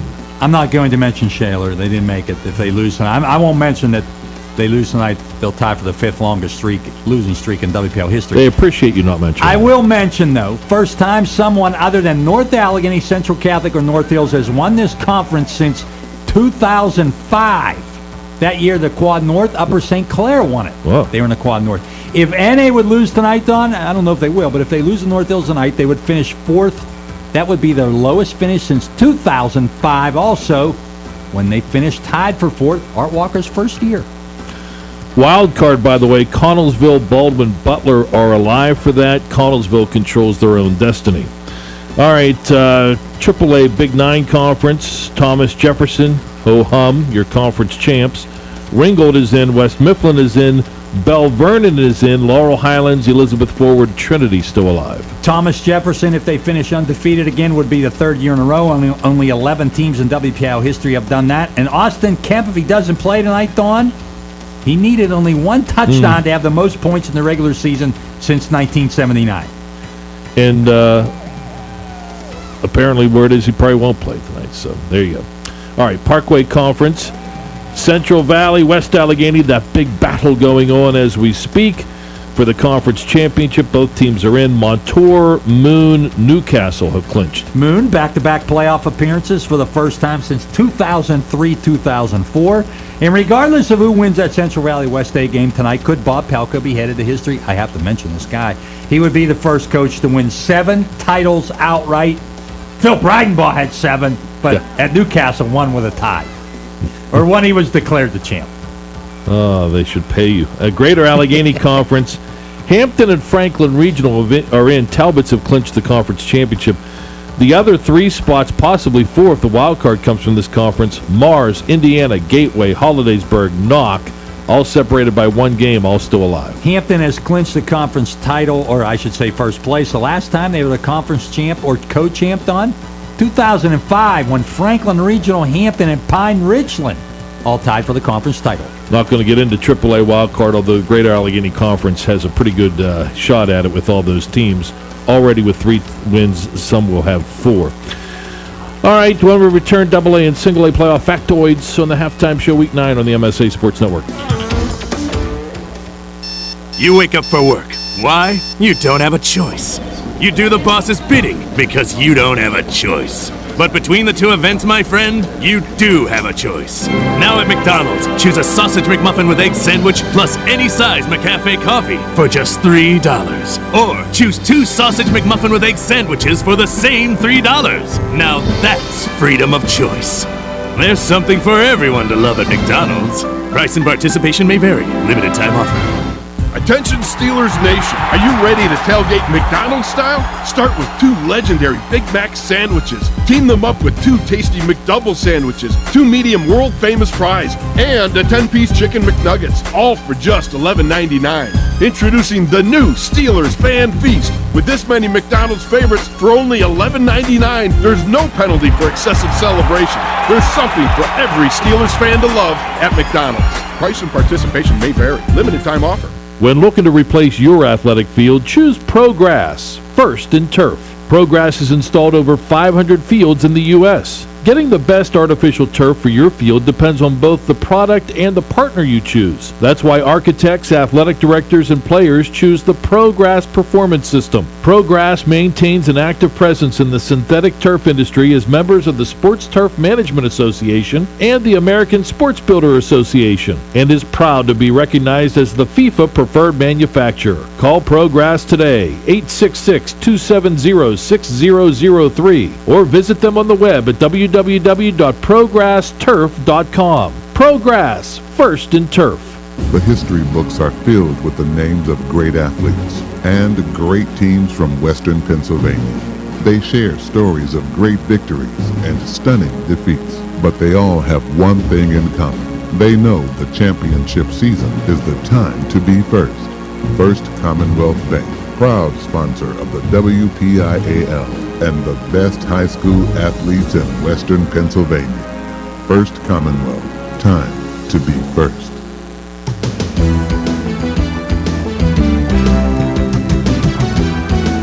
With Mike White, I'm Don Rebel. Halftime Show continues. Week 9, playoff factoids.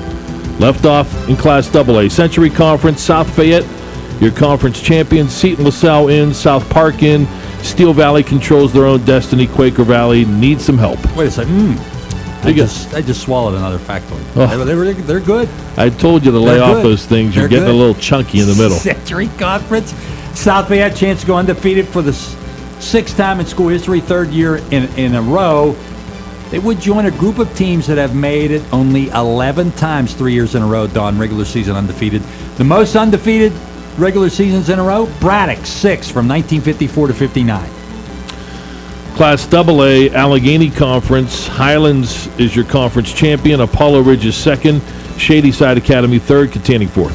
Apollo Ridge is 2nd now. They've played in Class A some in the past, but in the past decade or so. But in Class AA, Don, this is their highest finish since 2001 when they tied Mars for the Allegheny Conference title. Little nostalgic tonight. Fort City, Katanning, last game ever for Fort City. Started in 1906. Katanning will be in the playoffs. They will close also. They'll merge to form Armstrong High School. Katanning started playing in 1908. Last home game for Katanning Wildcats will be on the road in the playoffs. AA Interstate Conference.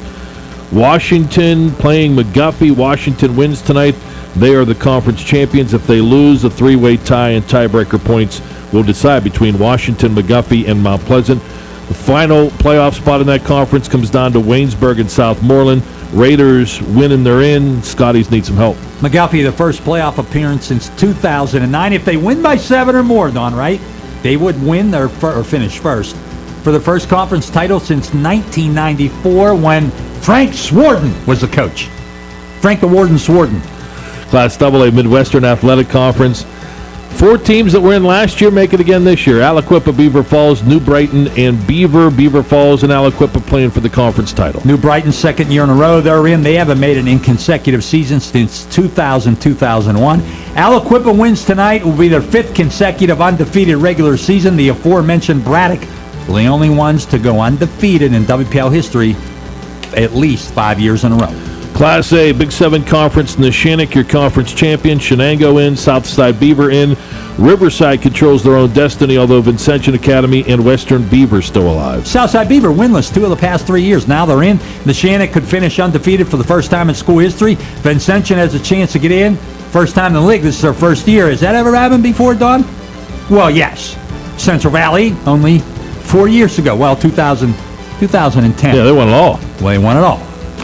Clareton, your Eastern Conference champion. Jeanette and Greensburg Central Catholic playing for second place. GCC could fall down to 4th place if they lose. Springdale playoff bound. Now listen to this. Aledo, Texas scored 1,023 points in 2013 to set a national scoring record. Clareton is halfway there. Aledo did it in 16 games. Clareton has 556 in 8 games. They're more than halfway there. Now, they would need to get to the state championship and average 58 points a game. To do that, that will be tough. But they could, I guess. Black Hills Conference, Cardinal World North Catholic, the defending champs, are in and have clinched the conference championship. Avonworth in, Brentwood in, Chartiers-Houston, Fort Cherry, and Northgate battling for the final playoff spot. North Catholic could go undefeated for only the 3rd time in the regular season, but it would be the 2nd year in a row. Kudos to Brentwood, Don. Since dropping from Class AA to A in 2008, they have made the playoffs every year, 7 years in a row. People don't realize that. No, they don't, but they do now. Yeah. Tri-County South, Beth Center, your conference champion. Fraser is second. Mapletown is in. They finished 3rd. Avella, Bentworth, Jefferson, Morgan, Carmichael still alive. Avella controls their own destiny. Best Center winning the conference title 4th year in a row. And how about Fraser? They have a chance to win 8 games if they win tonight. They haven't won 8 games in 21 years, Don. 1993, they won 8-3, tied for the Class AA conference title with the Flying Stakes, Sean Salisbury and Tom Salisbury. Actually, Bentworth controls their own destiny. If they could beat Beth Center tonight, kudos to them. Close it up. Close the box. All right. No more factoids for this year. Hey, you know what? Enjoy your factoids for a week. We're going to call in the services of the professor next week. I'm going to have another one right now. You're going to be sick next week, so it won't matter. We'll see you later on the Highway to Hines. Mike White, I'm Don Rebel. Thanks for tuning in. Halftime show, Week 9 on the MSA Sports Network.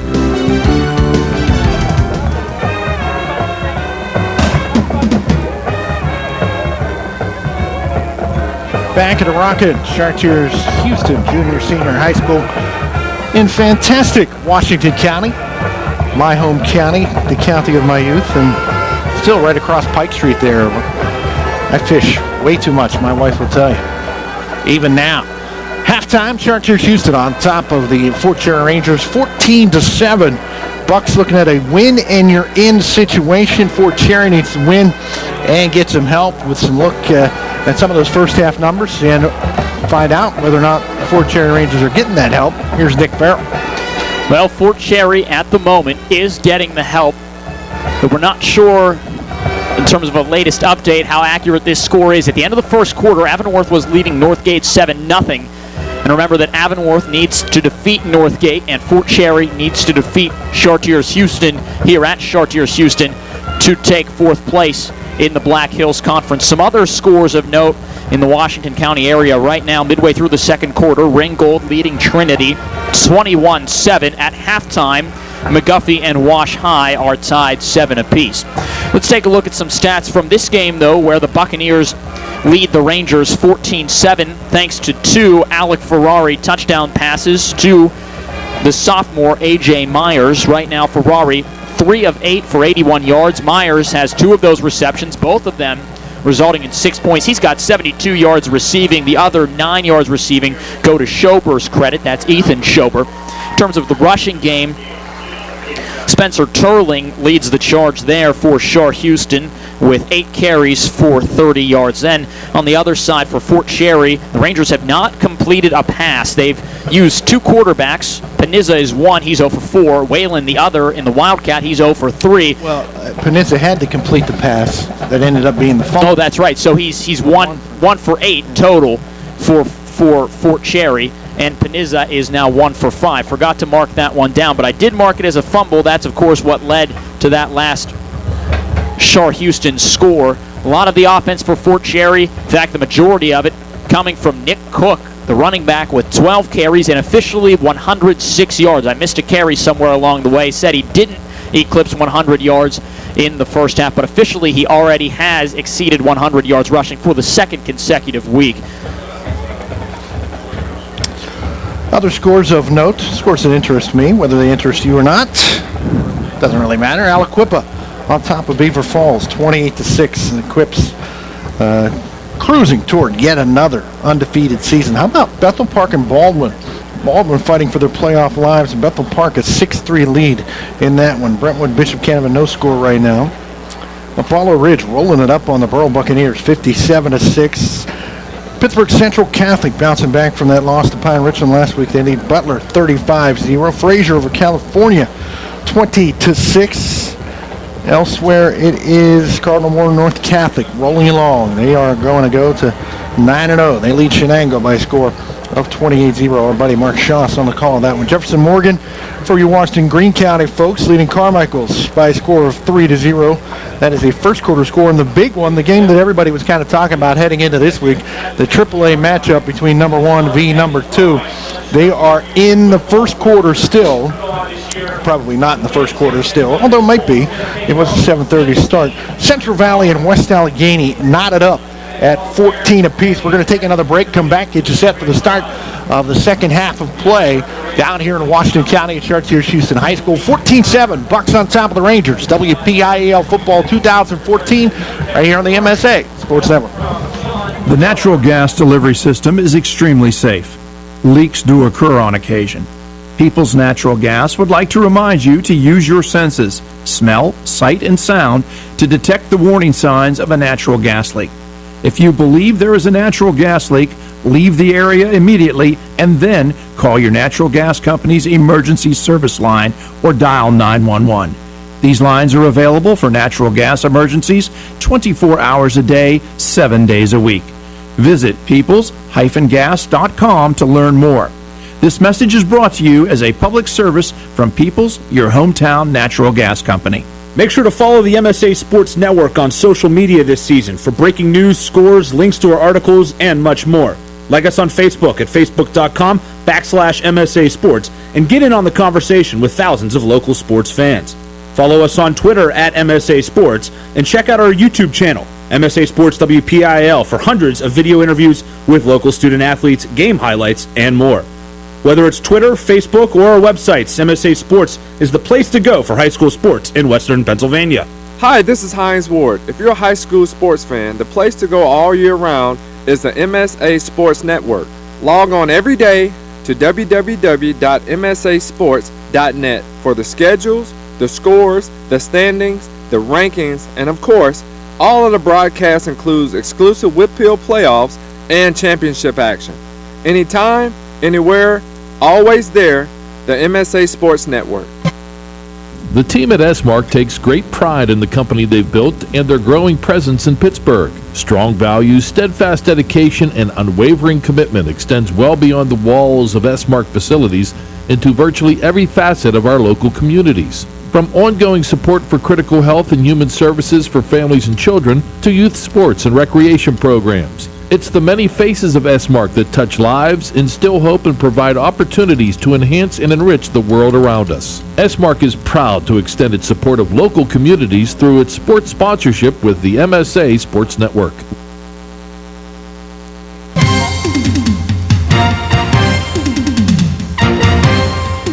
MSASports.net is the place to click on every day this fall. On Mondays, we have the latest MSA Sports Top 10 football rankings. Tuesday is a look back at the biggest and best plays from the previous Scholastic football weekend with the plays of the week. We go big game hunting on Wednesday with a preview of the top 4 WPIAL football contests. I'll look into my crystal ball on Thursday with the wildly popular Chicks Picks. Also on Thursday, we preview the college football slate in the region for the upcoming weekend, then we recap those games each and every Sunday. A complete rundown of all the games comes your way on Friday, plus plenty of broadcasts to choose from on Friday nights. On Saturday, we'll take a look at the top performances with Friday night highlights. Then on Sunday, a look back at the previous day's high school standouts with Saturday's Scholastic Stars. Anytime, anywhere, always there this fall with the MSA Sports Network at MSASports.net. And welcome back. WPIAL football second half action set to go from Chartiers-Houston Junior-Senior High School.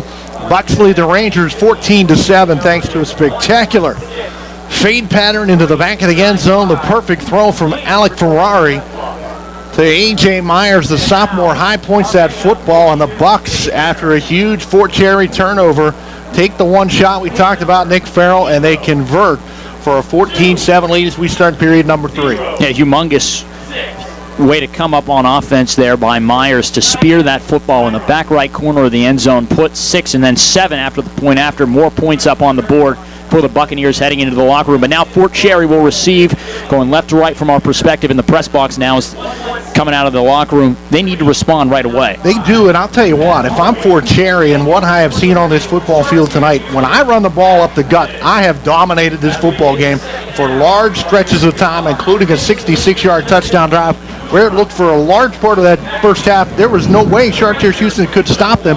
Now, you said it early on. Credit the Buccaneer defense. When they had to come up with big stops, they were able to do so. But I think Fort Cherry kind of got outside of what was really working for them in that football game and helped out that Buck defense. Cushman on the run-up. Second half underway. High and deep. Going to be taken inside the 5-yard line by Skinner. Up over the 20, right in the middle of the football field, 25-30, all the way out to the 34-yard line. 1st and 10 there for the Rangers as they move from left to right to start the second half. Decent starting field position for the Rangers to start this second half. This is very similar to the starting field position of that scoring drive, the lone scoring drive for the Rangers. But as you said, Sam, taking a look at the stat sheet here, on 19 carries between Nick Cook and Garrett Whalen, over 130 yards rushing. That's the bulk of the Fort Cherry offense through one half. And it'll be that wildcat setup, I should say. Whalen in the gun with a sidecar of Cook. Now he'll motion McKean toward the formation from the far. Tosses the Cook behind his back shoulder. Reverses field. Coming back to the near side. Broken play now.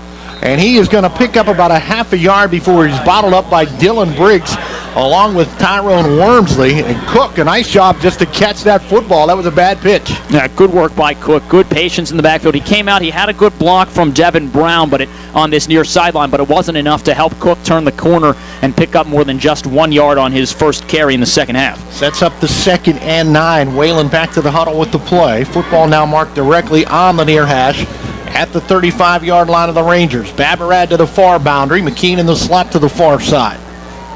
Boy, Jesse McKean defensively, really the story of this game for the Rangers.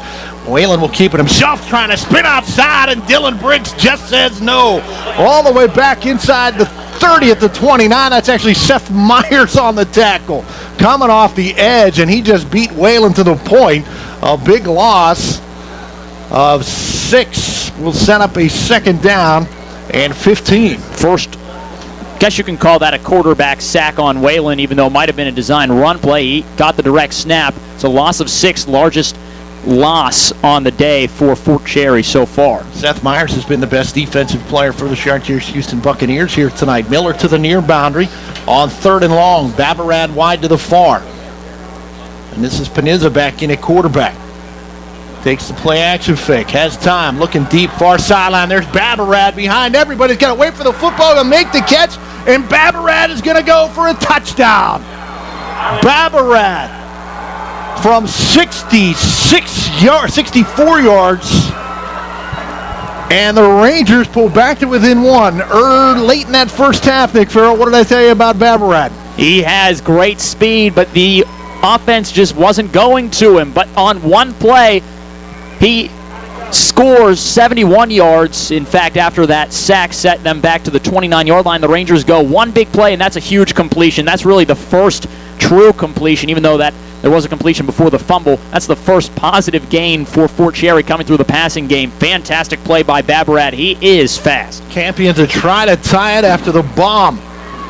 Panizza finding Babarad. Campion's kick is up. The kick is good. We're tied at 14 apiece. 10-14 to play in the third after the 71-yard strike from Panizza to Babarad ties the football game. It's WPIAL Football 2014 right here on the MSA Sports Network. UPMC Sports Medicine is the region's largest and most experienced center dedicated to caring for athletes of all levels. And as we celebrate more than 25 years of world-class care, we're proud to offer more services, have more physicians, and treat more student athletes than any other sports medicine provider in the region. Why would you choose to go anywhere else? To learn more, call 1-855-93-SPORT or visit upmcsportsmedicine.com. The MSA back at Chartiers-Houston. Rangers with the big-time strike. Panizza to Babarad, 71 yards, and they have tied the football game at 14 each with 10-14 to play. Myers back deep to receive the kick of Campion. As Fort Cherry, they hadn't really gotten the ball even in his direction all game long. It was almost like they were lulling that Buccaneer defense to sleep, and Babarad burns them. This kick is going to bounce far sideline. It's going to roll out of bounds. Nice decision there by Wormsley to just let it roll to the far sideline, and the Bucs will have good field position to start their first possession of the second half, tied at 14 each. What a confidence booster that touchdown has to be for Fort Cherry, specifically for Panizza, who coming into this half only threw one completion. He makes one toss to start the second half, finds Babarad for a 71-yard gain, and now the Rangers have echoed the Buccaneers after both Buccaneers scores in the game. 14-14. Football on the far hash. Bucs move from right to left. Ferrari into the huddle with the play. See how Chartiers-Houston responds to the big strike. Coming to the near boundary is Warkle. Turning the sidecar on 1st and 10. Two receivers make that three receivers to the far boundary for Ferrari on 1st and 10.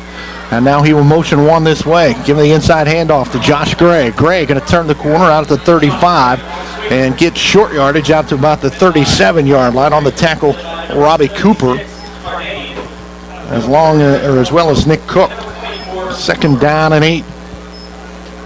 First carry for Gray. Good for 2 yards, maybe 3 even. Yeah, we'll call it 3. Schober back into the huddle with the play from the near sideline. Football back on the near hash. 9:42 on a rolling clock, third quarter. Gray and Schober to the near. Myers to the far. Turning the sidecar for Ferrari on 2nd and 7. Football here. Play action fake. Ferrari throws to Myers, little hook and ladder.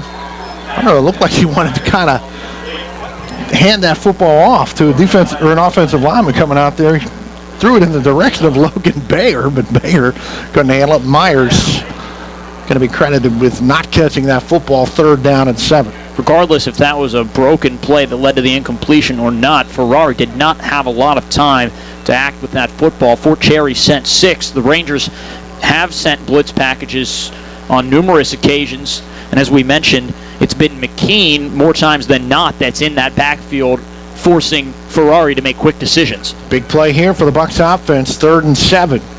Wormsley in the slot to the near boundary. Turley now to the left of Ferrari.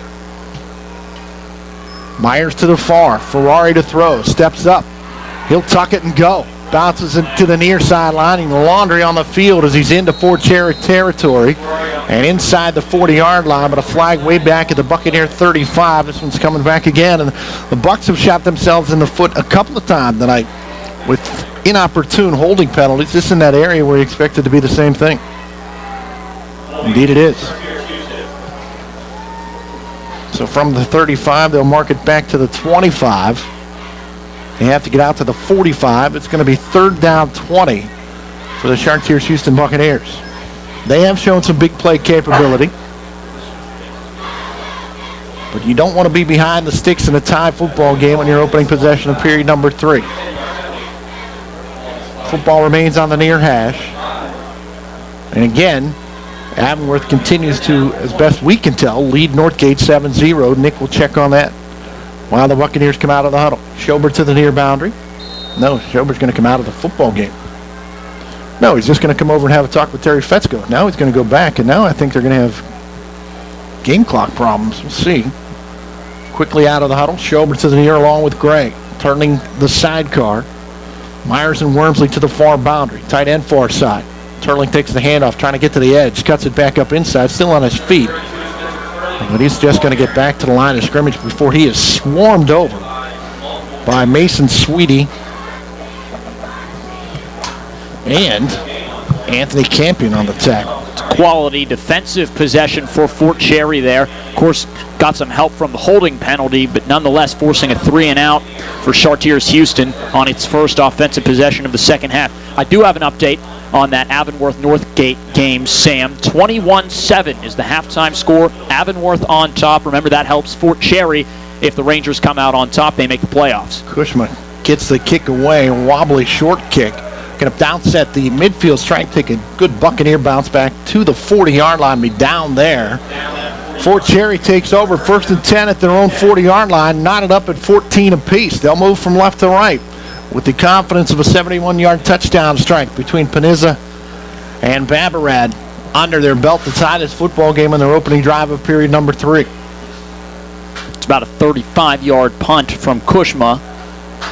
Fort Cherry's, both of its scoring drives have started from on the other side of the 35-yard line. This one is a little bit more favorable than the last 2 scoring drives to only start at the 40 here.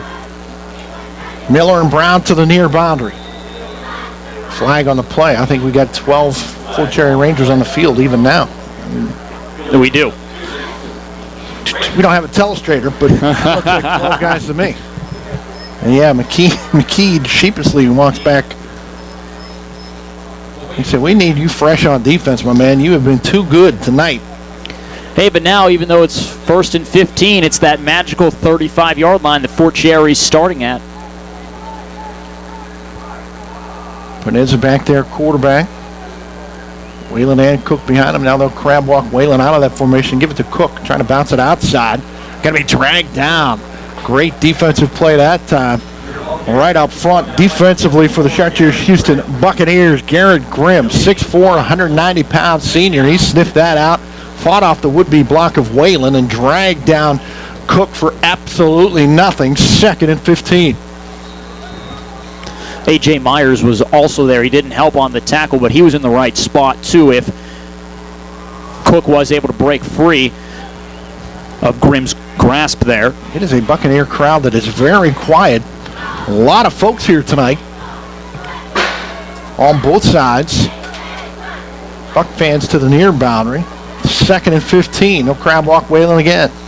Play action fake it to him. Panizza will fire downfield. A short gain of about 6 out to the 41, maybe the 42-yard line. Catch is made by Devin Brown. Quick hitter from Panizza. Going to set up a 3rd and 9. That's 3 consecutive completions, though, for Panizza. Started the game 0 for 4 before that. That was a laser beam from the righty. Good job by Brown to make the catches. He was hit almost immediately. They'll give him 7, set up a 2nd and 8. Football remains on the near hash. Babarad to the far boundary. Now Cook in the slot to the far side. Whalen the lone setback. He's back there with Panizza who wants to throw. And almost intercepted. What a break on the football by Wyatt Kincaid. Intended receiver was Cook, but man, oh man, Wyatt Kincaid was probably 2.5 yards behind him, and he just Superman leaped up there to knock that football away, and the Rangers will be forced to punt. One of the reasons Panizza is 3 for 8 on the night is not because he's been making bad decisions, but because of how well this Buccaneers secondary has played. That play by Kincaid to break up the pass on 3rd down, another example of the fine defense. Myers back to the far boundary. Schober back to the near. Kick away by Campion. Screaming line drive kick takes a big high for Cherry bounce. Be picked up by Schober going to the far side. Flag on a play for a block in the back. As Schober gets out to the 25, but the flag is at the 24. Guilty that time. Raising his hand is our buddy Cody Sears, 5'6", 135-pound sophomore. Part of really what I think is going to be a splendid sophomore class for the Chartiers-Houston Buccaneers. We talk about Turling, Sears. They have many other young players that are really going to compete and continue to help Terry Fetzko have a very good football team for years to come. Briggs, just a junior, he'll be back. Trey Lober up front on both sides is a monster at 6 foot, 270 pounds. He's a sophomore. But that's one Cody Sears won't want to see on film. I will be giving his dad a hard time about that later. That's going to be marked off all the way back to the 13-yard line for the Bucs. 1st and 10 there. Turling the sidecar for Ferrari. Workle to the near boundary. Myers plus another receiver to the far. Now Workle will go. They'll fake that in around handoff to him. Ferrari will keep it himself. Another flag on the play as Ferrari breaks into the open field all the way out to the 25-yard line. This flag is way back at the 9. And I think this one's coming back again, Nick Farrell, and it is holding against the Buccaneers. Boy, so now Chartiers-Houston really pinned against his own goal line here. It's actually going to be a half the distance penalty, yeah. So it probably spotted about the 6 or 7 yard line. I think they'll end up spotting that right at the 5. Now that's what you've got. So instead of maybe starting possession out around the 25 or even 30-yard line following an average punt return at best, 2 consecutive penalties, one a block in the back, the other that recent hold, setting Chartiers-Houston back at its own 5. 1st and 18 from the 5. Need to get out over the 23. So it's 18 plus. Schober to the near boundary, very wide. Pair of sidecars and Briggs and Turling for Ferrari. And this will be Turling. Turling into the open field. Turling, 20, 25 to the near, looking for a block, still on his feet. 30, 35, out of another tackle. Turling with a flag comes in very late again as he's out over the 40. Another very late flag. But Turling, good running and then patient running at the end of that run as he waited for Schober to set up a block.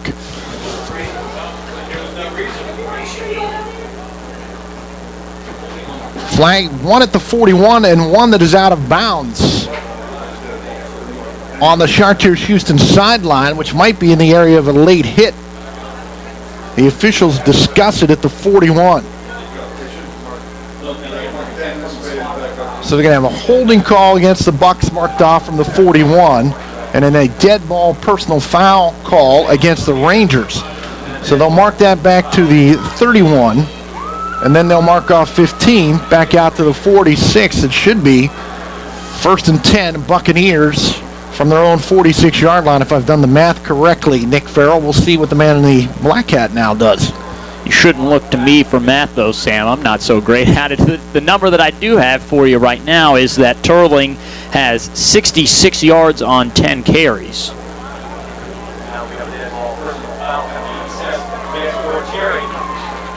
Look at that. Man. You're 3 for 3 now, by the way. You had like the night of my life right now. Really 4 for 4, I guess we should say. Mark it at the 46 on the near hash. Biggest run of the night right there for Spencer Turling. I'm telling you, God forbid if one of these officials goes down with a pulled hamstring or something, Sam, you could just step right down there. I just need the wireless mic. I'll call the game and officiate the thing. Won't you run out of breath easily? 1st and 10 from I'm in shape, moving up front. And the Bucs, boy, continue to be hampered by penalties. False start here. Going to put them in a 1st and 15 situation from their own 41. That's 4 penalties now against Chartiers-Houston in a matter of about a minute of game time. 6:06 still to play here in period number 3. Checking back into the huddle with the play will be Warchel. Football remains on the near hash. Bucs moving from right to left, and Warchel limping noticeably as he comes wide to the near boundary. Kincaid in the slot this way. Pair of sidecars and Briggs and Turling.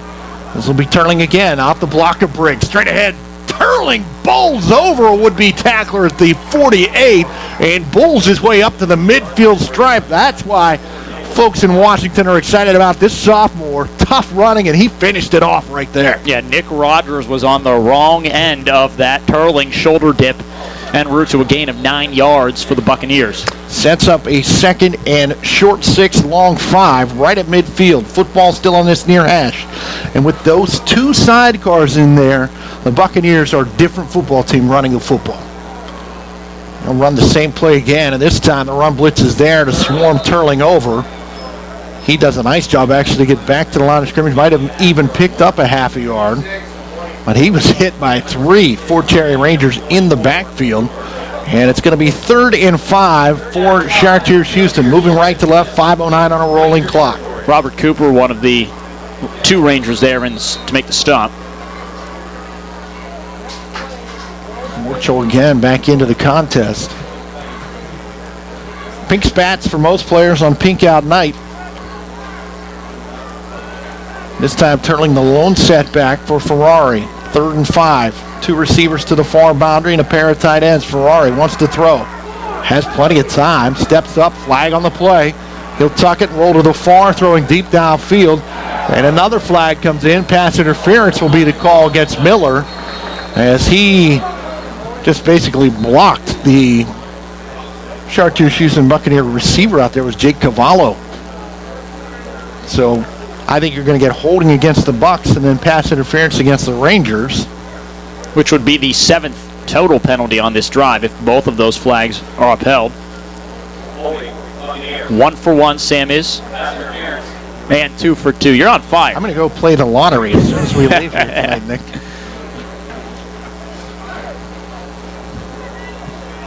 Actually, if Fort Cherry just doesn't commit the interference right there, we're talking again about how the Buccaneers have just battered themselves with penalties. Instead, it's a no play, 3rd and 5. Football just on the Fort Cherry side of the midfield stripe at the near hash. Schober to the near boundary. Wormsley in the slot to the far. Myers wide to the far. Turling the sidecar for Ferrari on 3rd and 5. Ferrari, a little short roll to the near sideline. Quick hitter, Schober, right at the lead stick. They give it to him, and I think he's got just enough for the first down. Great awareness by Ethan Schober of where that lead stick was, and then a great use of his body and a tight quarters money throw from Ferrari. It's a first down for Chartiers-Houston and a big one. Gain of 6 on the completion, 87 yards passing for Ferrari. He's now 5 of 9 on the night. That's Schober's 2nd reception as well. Mark the football at the 44-yard line of the Rangers. Warchel back into the contest for Chartiers-Houston. 4:29 remaining in the 3rd. Gray to the far boundary, along with Wormsley, and now Ferrari. Split wide, it's the Wildcat here for A.J. Myers. And Myers is going to get 4, very close to the 40-yard line. Tackle on the play made by Brian Carnegie. Boy, Myers was moving with a full head of steam coming up the middle there. Carnegie again, that's the 2nd tackle he's made in this game. Yes. If he doesn't make the tackle, the Bucs are still running. It'll be interesting to see if Chartiers-Houston continues with that Wildcat set. We saw it work earlier for Fort Cherry. This will be Ferrari back in the gun, turling the sidecar.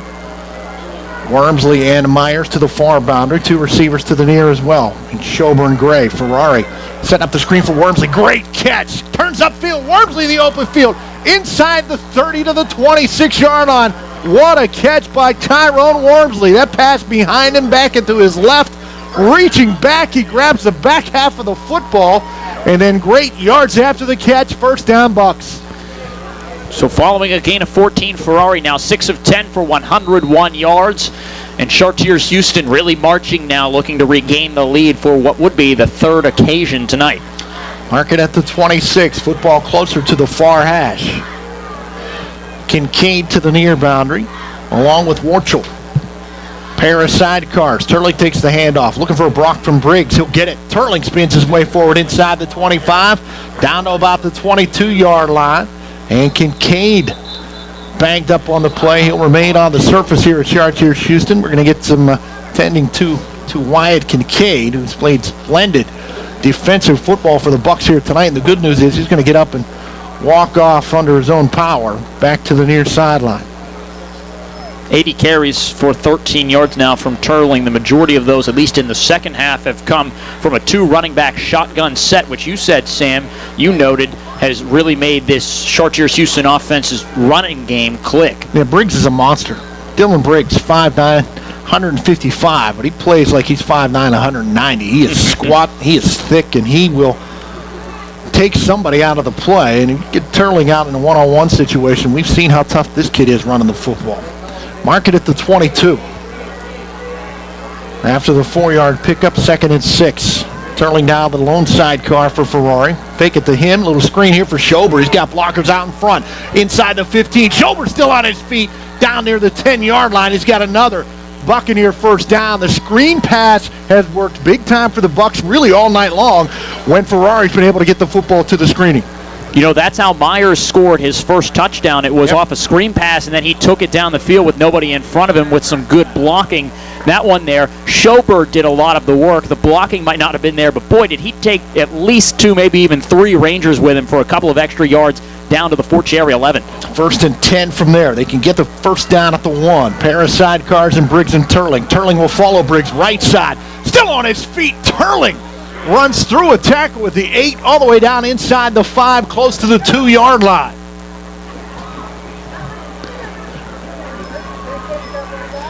Going to get about 8 on the carry. He's going to be about 1.5 yards shy of the lead stick. 2nd and short for the Bucs. 94 seconds to play in period number 3. It's a 14-14 football game, but the Bucs now on the move. This has been their most impressive drive of the night. Absolutely. If it does go for a score, it spans 95 yards because of the 2 early penalties on this drive.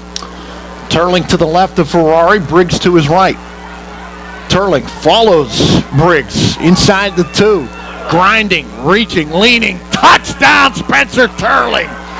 2nd effort, 3rd effort, and Turling just would not be denied. And the Bucs take the lead back 20-14.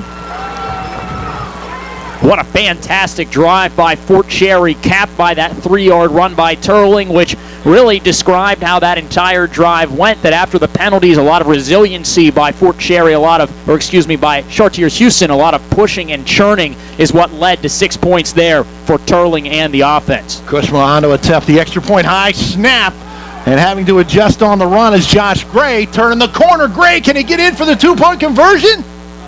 No signal. No, they'll say he did not break the plane. Oh my. 20-14. Gray, tremendous effort reaching out with that football. The pylon went down as the ball came out, and they'll say he did not get there. 20-14.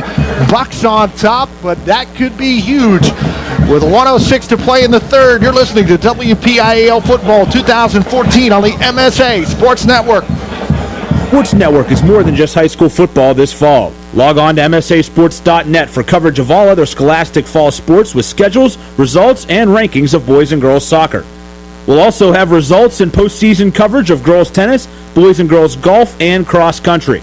Plus results and rankings along with weekly matches involving the MSA Sports Hometown Girls Volleyball program.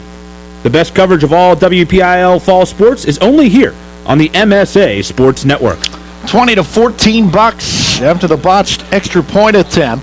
Cushman set to kick it away, and a Fort Cherry with 1:06 to play in the 3rd quarter after an impressive 95-yard touchdown drive from Chartiers-Houston, capped by Spencer Turling's amazing 3-yard run. And then Gray, almost with some tremendous effort of his own, able to convert that botched snap into a 2-point conversion. Instead, it's only a 6-point lead for the Bucs. Rangers get it back as we have 1:06 to play in the 3rd.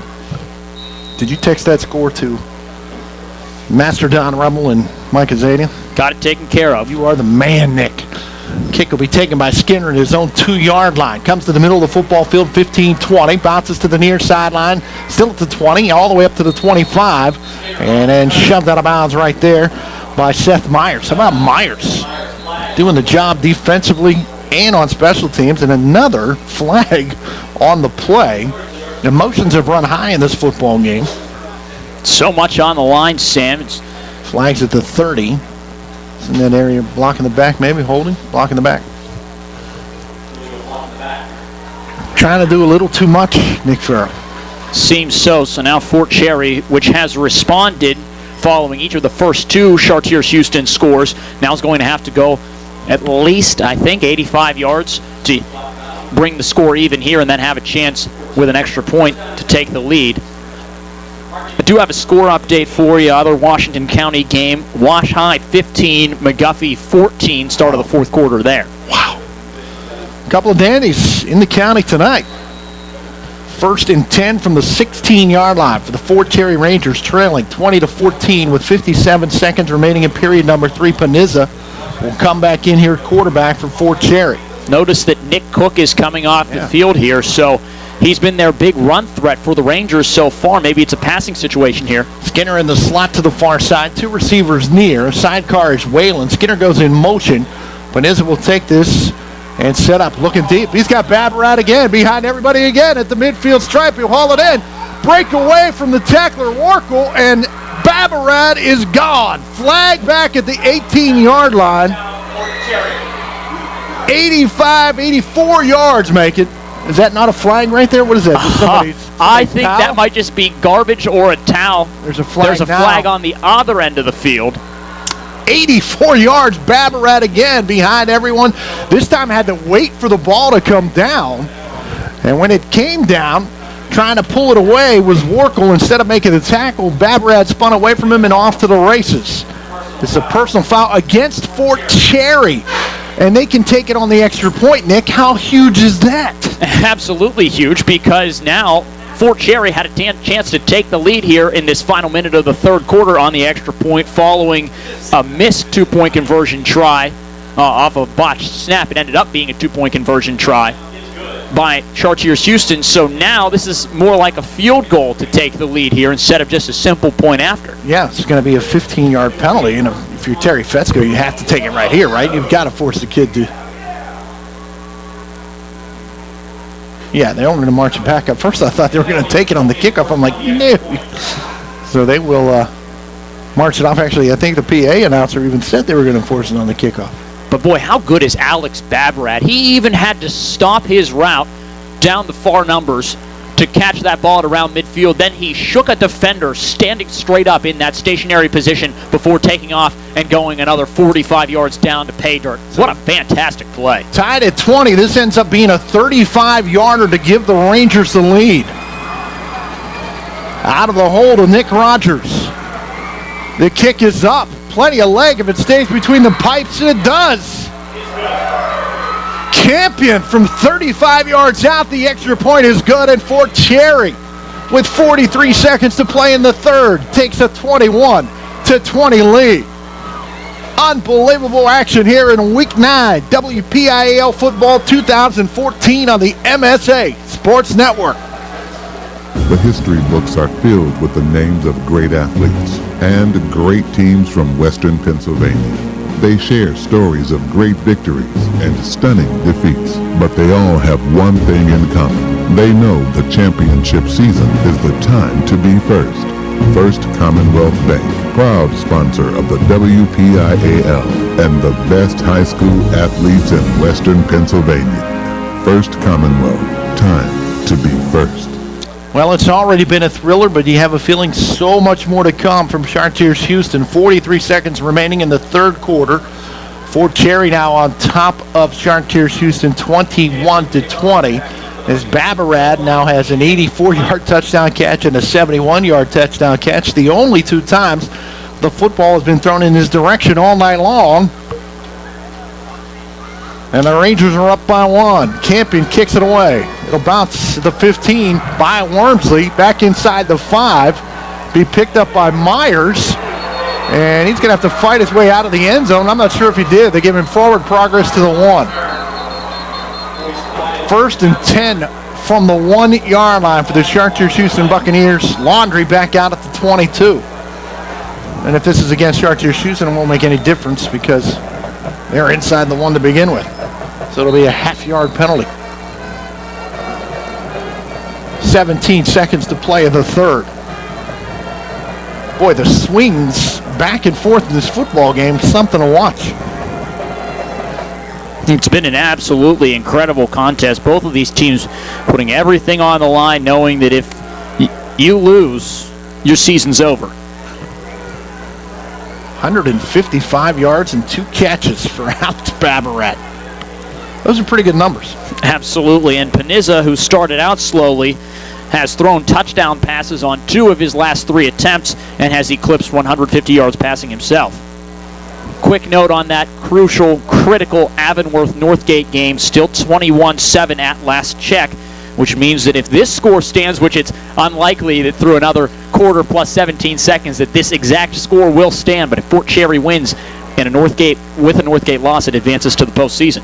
Boy, right now the Bucs really in the shadow of their own goalpost, and they have got to be very careful with the play calling here. The Rangers all night long have shown an ability to get into that backfield. You've got to find a way, if you're Chartiers-Houston, to get forward progress on a couple of plays here. Just try to turn the field a little bit. They want 27 seconds. They're going to put 10 seconds back on the clock here as the skill guys come into the huddle for the Buccaneers. And again, though, Sam, following 2 bad penalties on Chartiers-Houston's last drive, it spans 95 yards to go up 6 points once again. So maybe it's looking ominous right now for Chartiers-Houston, but perhaps something good could come from it. Turling the lone sidecar in the backfield. Ferrari in the gun. One receiver toward each boundary. Ferrari wants to throw. He's deep. He's got a man open.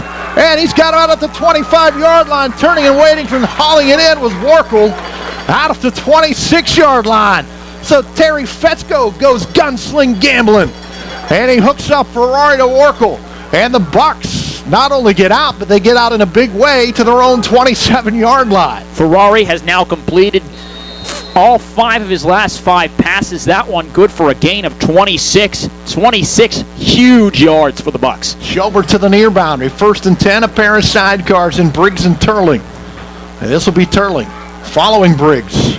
Straight out over the 30 to about the 31. And that is a play that really Fort Cherry has had trouble stopping. Briggs leading the way, and that time the good push from the guys up front as the third quarter ends. But Briggs was actually looking around to try and find somebody to hit. 21-20, Rangers on top, end of 3. When we come back, fourth quarter action from Chartiers-Houston. You're listening to it all right here on the Management Science Associates Sports Network.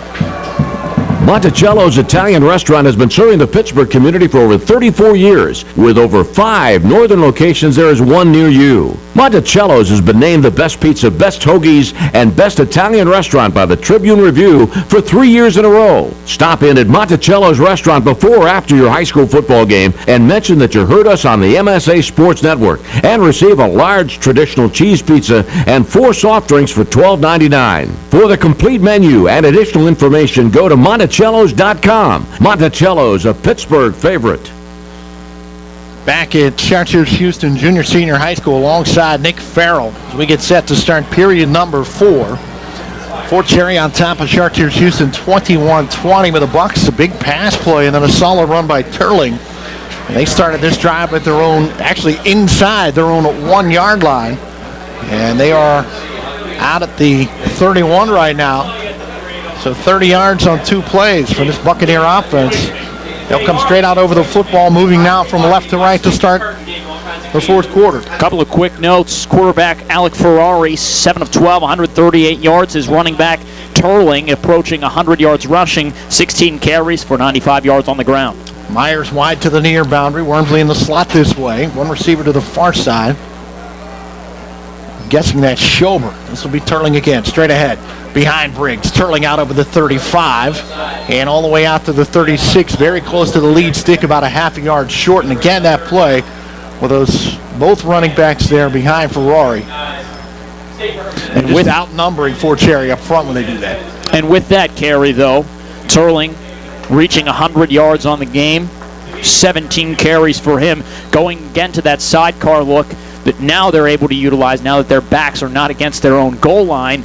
the Buccaneers can go back to that set that has been really a favorite look for them in this second half. 3.5 yards to go here. Myers to the near boundary. Both Briggs and Turling in the backfield with Ferrari.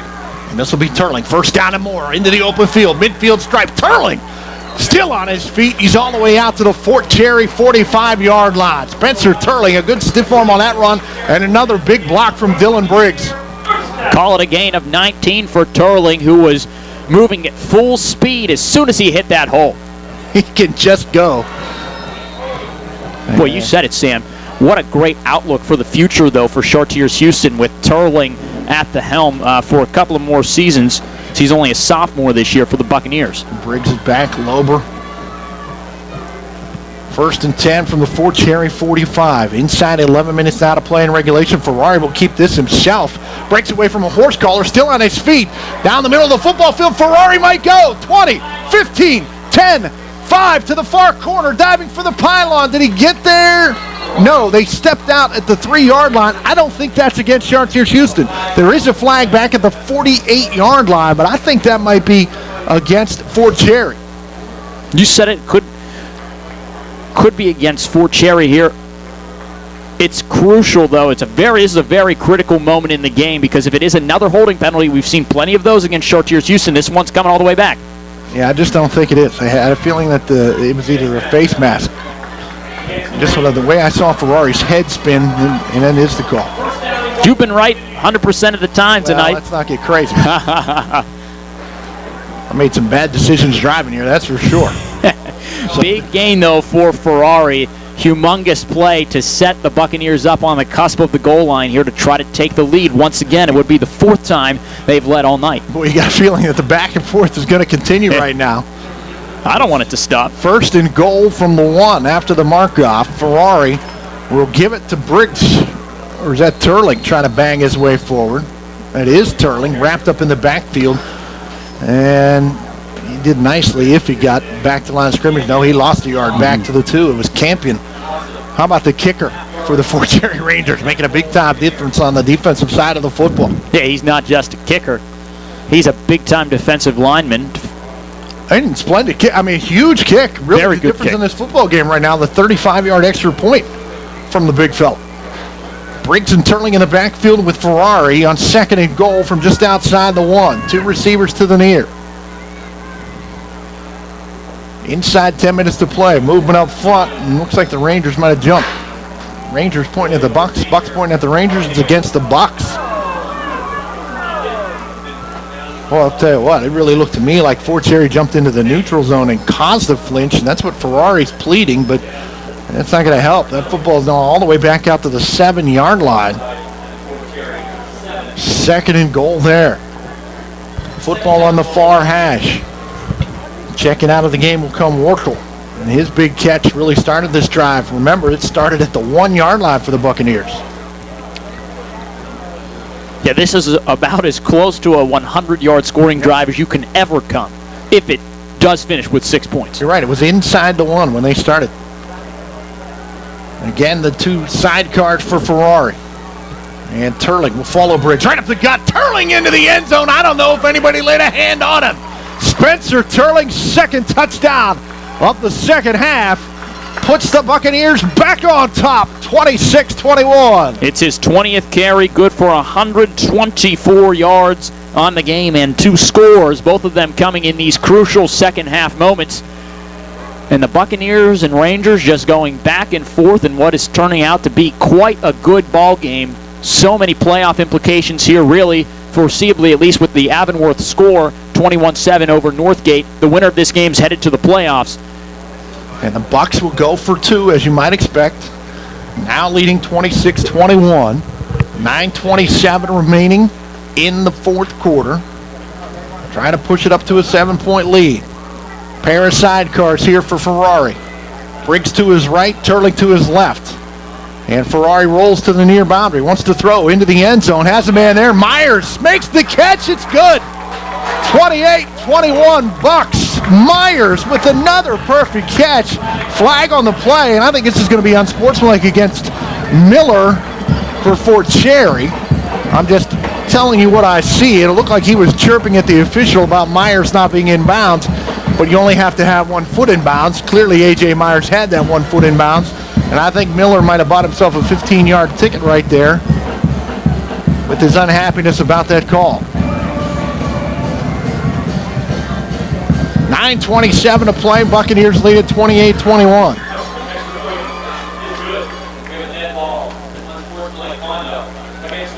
Yeah, I had a feeling. Mike Miller either said the magic word or just one too many. And it's 28-21. Buccaneers will kick it away, and they'll kick it away from the Fort Cherry side of the football field. 9:27 to play. We are all caught up locally. Am I correct, Nick Farrell? So we keep it here on the MSA Sports Network. Remind you, the scoreboard show coming up when we're done. Don Rebel and a cast of thousands from the MSA Sports World Headquarters. Get you up to date on all the scores from Week 9, playoff positioning, as we wrap up the regular season 2014, and then a round table. Coming up on the round table, Mark Shaws and Mike Sackley for the big show. That'll kick off around 11:25, 11:30, but we still have a lot of fantastic football to play here tonight. The Buccaneers with a 99-yard touchdown drive, capped by Spencer Turling's 7-yard touchdown run, his second score of the night, has given the Bucs a 7-point lead after the 2-point conversion hook up between Ferrari and Myers. Lots of fantastic football going on in the county tonight in the WPIAL regular season's final week. Wash High now leading McGuffey 27-14 midway through the fourth quarter there. Then in the third quarter, Ringgold leading Trinity 35-14. And again, at last check, that Avonworth-Northgate score that's so important to Fort Cherry's future remains the same. Avonworth 21, Northgate 7. Cushman on the run-up, he would expect a touchback here, and he will burn it right through the end zone, and there it is, 28-21. Rangers take over 1st and 10 at their own 20-yard line.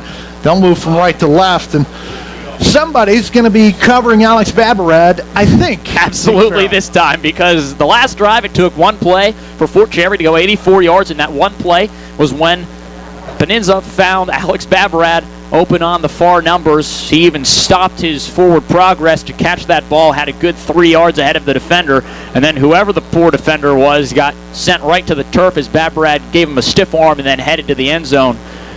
Definitely somebody's going to be covering Alex Babarad, but if the trend continues... Keep him in front. Yeah, looks like maybe Ferrari is going to be manned up here with him. Babarad to the near boundary, and they'll toss it to Cook, and Cook is going to get out over the 24, near the 25-yard line before he's brought down by Dylan Briggs.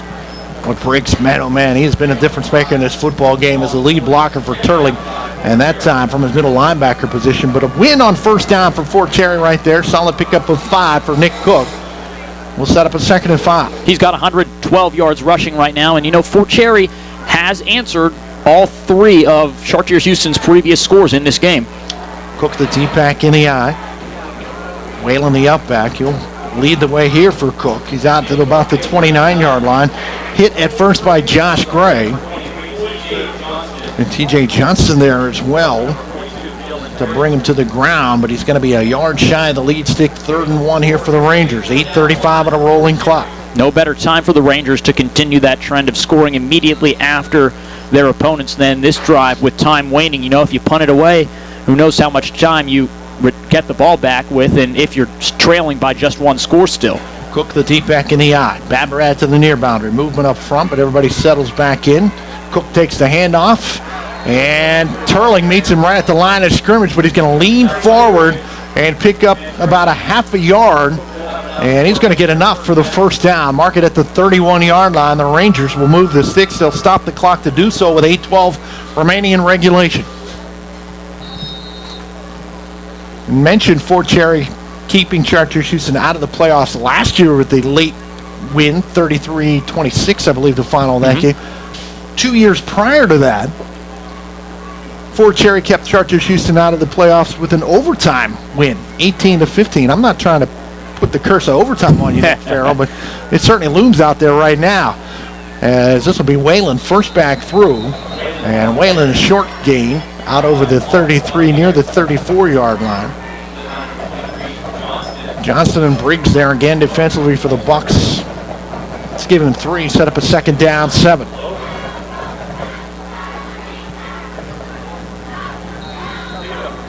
I mean, Dylan Briggs, he's just a football player.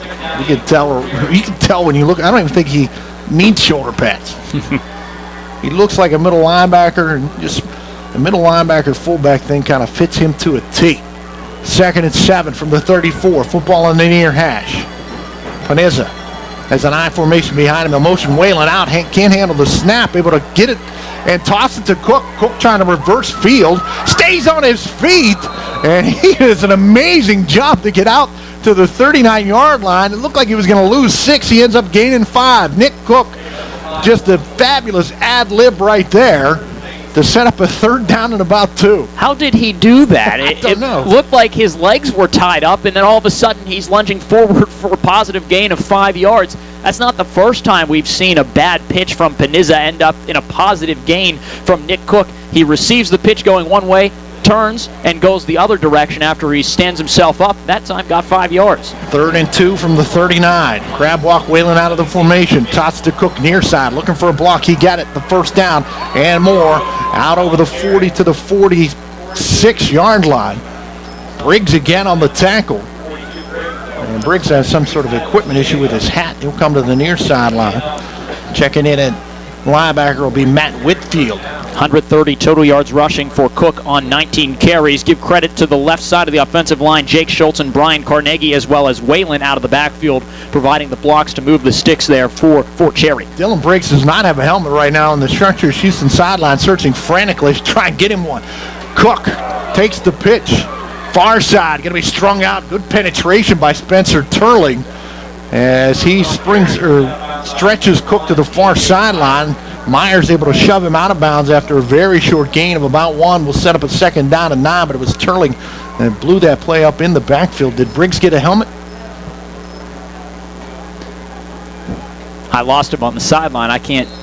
Whitfield is checked out, so I'm guessing that Briggs does have a hat. I don't even think he needs one. Put him out there. He's that kind of tough.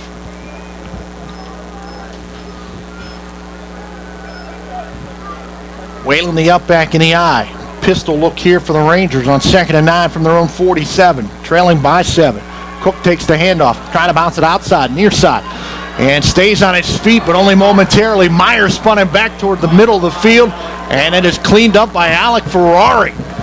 As Cook is only going to get a couple up near the midfield stripe.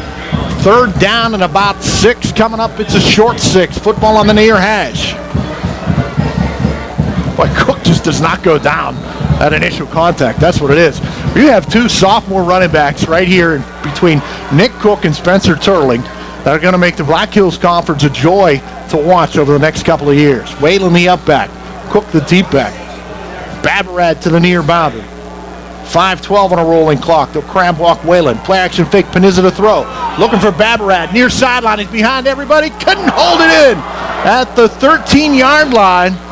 Got the position on Ferrari, was running stride for stride with him, and then Babarad just able to get some separation, but the pass a little too far, and it's going to be 4th and 6 coming up for the Rangers.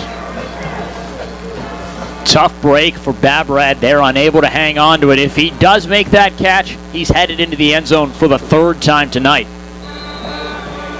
In a way, that's a huge incompletion by the slimmest of margins, because Babarad did have a hand on it, maybe even had 2 hands on it before it slipped through his breadbasket, but now Fort Cherry faces a 4th and 6 situation here instead of having 6 more points up on the board and being set to kick to tie the game. And while they were having success running the football, that was also chewing big-time minutes off the clock. We're already down to 5 minutes, 4 seconds to play in regulation. They'll go for it here on 4th and 6 from the midfield stripe. Rangers with Whalen.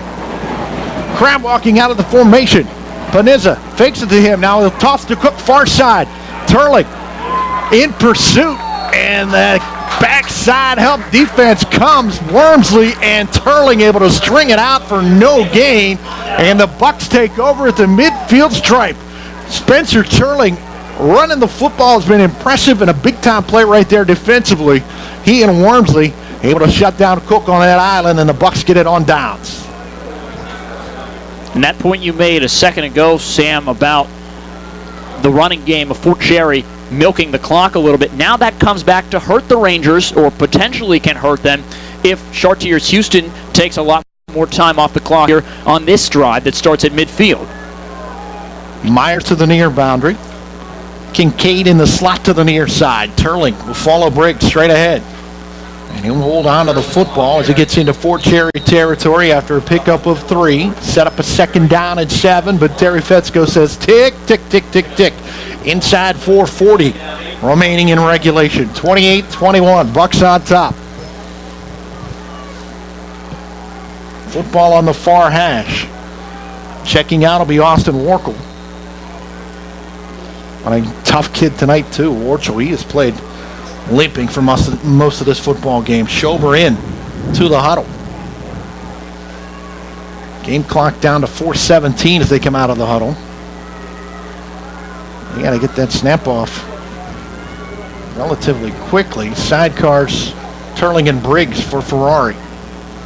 He will get the snap. Hands to Turling. Turling hit as he gets to the line of scrimmage. Surges forward for about 3 more to the 45-yard line. And they'll stop the clock. Rangers call a timeout. 3rd and 5 coming up for Chartiers-Houston. We'll keep it here on the MSA Sports Network. You can check some scores while I tell folks that coming up after the game, it's the WPIAL Football Scoreboard Show with Don Rubble, the cast of thousands from the Control Center. All the scores from Week 9, plus Mark Schaas and Mike Sackley. Join Don on the round table. Don't miss the WPIAL Football Scoreboard Show after the game right here on the MSA Sports Network. I've got an important score update for you. Washington McGuffey? No, Avonworth Northgate. I'm good. Can I take a guess? Sure. 35-7 Lopes. Almost. You got the 7 right for Northgate. It's 24-7. But the most important part about that fact is that it's a final score. So now if Fort Cherry, which trails by 7 right now, can come back and win this contest, the Rangers are in the playoffs. Winner moves on right now. That's the scenario here. If you're looking for other scores than just that one, you can always check out MSA Sports on your mobile device, m.scores.msasports.net. Big-time rivalry game between Avonworth and Northgate, and the Lopes complete their regular season at 8-1, and they are delighted by knocking out the Northgate Flames. 3rd and 5 here as Turling takes the handoff, and boy, he's got nowhere to go as he gets back to the line of scrimmage. Met by number 76, Brian Carnegie, on the run blitz, and he is stopped dead in his tracks. And it's going to be 4th down and 5, 3:49 remaining in regulation, and the Bucks set to punt it away. Fort Cherry going to get it back and get another crack to try and tie or possibly take a lead. So Fort Cherry has used a timeout to stop the clock here. It has 1 timeout remaining, I believe is what was just said. Maybe there's 2 timeouts remaining. Miller back deep along with Rogers. Cushman waits for the snap at his own 43-yard line. Low snap, Cushman able to pick it up, and he'll get the kick away, end-over-end kick. Taking it to 17-yard line by Miller. 25-30, still on his feet, 35-40. And he has got that football all the way up now to the 42-yard line. And the Rangers back in business with 3:25 to play after a splendid return by Miller. Quick correction, Sam. Got caught up in some confusion on the field. 2 timeouts remaining for Fort Cherry, not 1. That's an important fact to know down the stretch here with under 3.5 to play. 28-21, Bucks on top. Rangers have it back after a splendid return by Scott Miller of the Mike Cushman punt. Out at their own 41-yard line, football on the far hash. And they've got Alex Babarat on their side. Boy, how close was Babarat on that last possession to tying up the score once again. All it might take is another strike just like that one that finds the hands of Babarat this time to tie the score up. And that can happen in an instant. The senior comes to the near sideline, split wide, worked in the island here for Alec Ferrari. Panizza to throw, sets up, gonna step, fire down, and behind everybody is Babarat again, but Panizza unable to get enough juice on it, and it'll fall incomplete. Babarat had blown by everyone, but Panizza just couldn't get it downfield, and it'll fall incomplete. 2nd down and 10, and the thing is, you know it's coming. You know it's coming, and he's still getting behind everybody, Nick. You know, I think Tyrone Wormsley was playing back on that far side just as a safety valve to prevent Babarat from getting open. He may have been even closer to the ball than Babarat because that ball was poorly thrown by Panizza. The last thing Fort Cherry wants when trying to find Babarad right now is to throw an interception and allow Chartiers-Houston to run out the clock. Cook in the slot to the near side. Panizza to throw on 2nd and 10. Has time over the middle of the football field and had his receiver at the Chartiers-Houston 42-yard line in Devin Brown, but Brown hit as he tried to come down with the football, and it falls incomplete. 3rd and 10 coming for the Rangers. 3:12 to play. 28-21, Bucks on top. I don't know that you had to take to the air as immediately and as emphatically as they have. No, and now Panizza has thrown incompletions on his last 3 attempts. Now with a 3rd down and 10 here, you really can't run the ball. Even though Nick Cook has been so strong for Fort Cherry today, 133 yards rushing on 22 carries. Cook in the slot to the near boundary. Babarad wide to the near boundary. Sidecars Whalen. Panizza to throw on 3rd and 10. Far side has a man at the midfield stripe. Catch is made. 1st down and more for Miller. Far sideline. They'll say he stepped out. He was racing down the far sideline, but he's out of bounds at the Buccaneer 41-yard line after a pickup of about 19. It is a 1st down for the Rangers and stops the clock with 3:03 to play.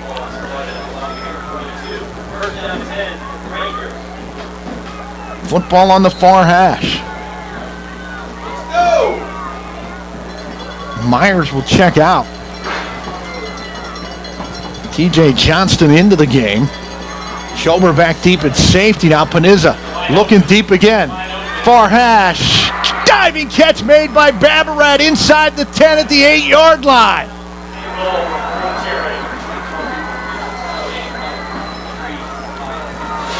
Unbelievably, Alex Babarad behind the entire Buccaneer secondary again. And it's 1st and goal, Rangers at the 8. How much of a game changer is Babarad? He just finds those seams and uses that freakish speed, as Coach Shield once referred to it as, to get open and put his team in a situation where they can tie the score with under 3 minutes to play. 2:45 on a rolling clock. Miller to the far boundary. I formation behind Panizza. Babarad here. They will toss it to Cook. Trying to get outside. Turned up inside. Diving toward the end zone. Did he get there? No. Inside the 1. Reaching out with the football. He's just shy. It's going to be 2nd and goal from inside the 1.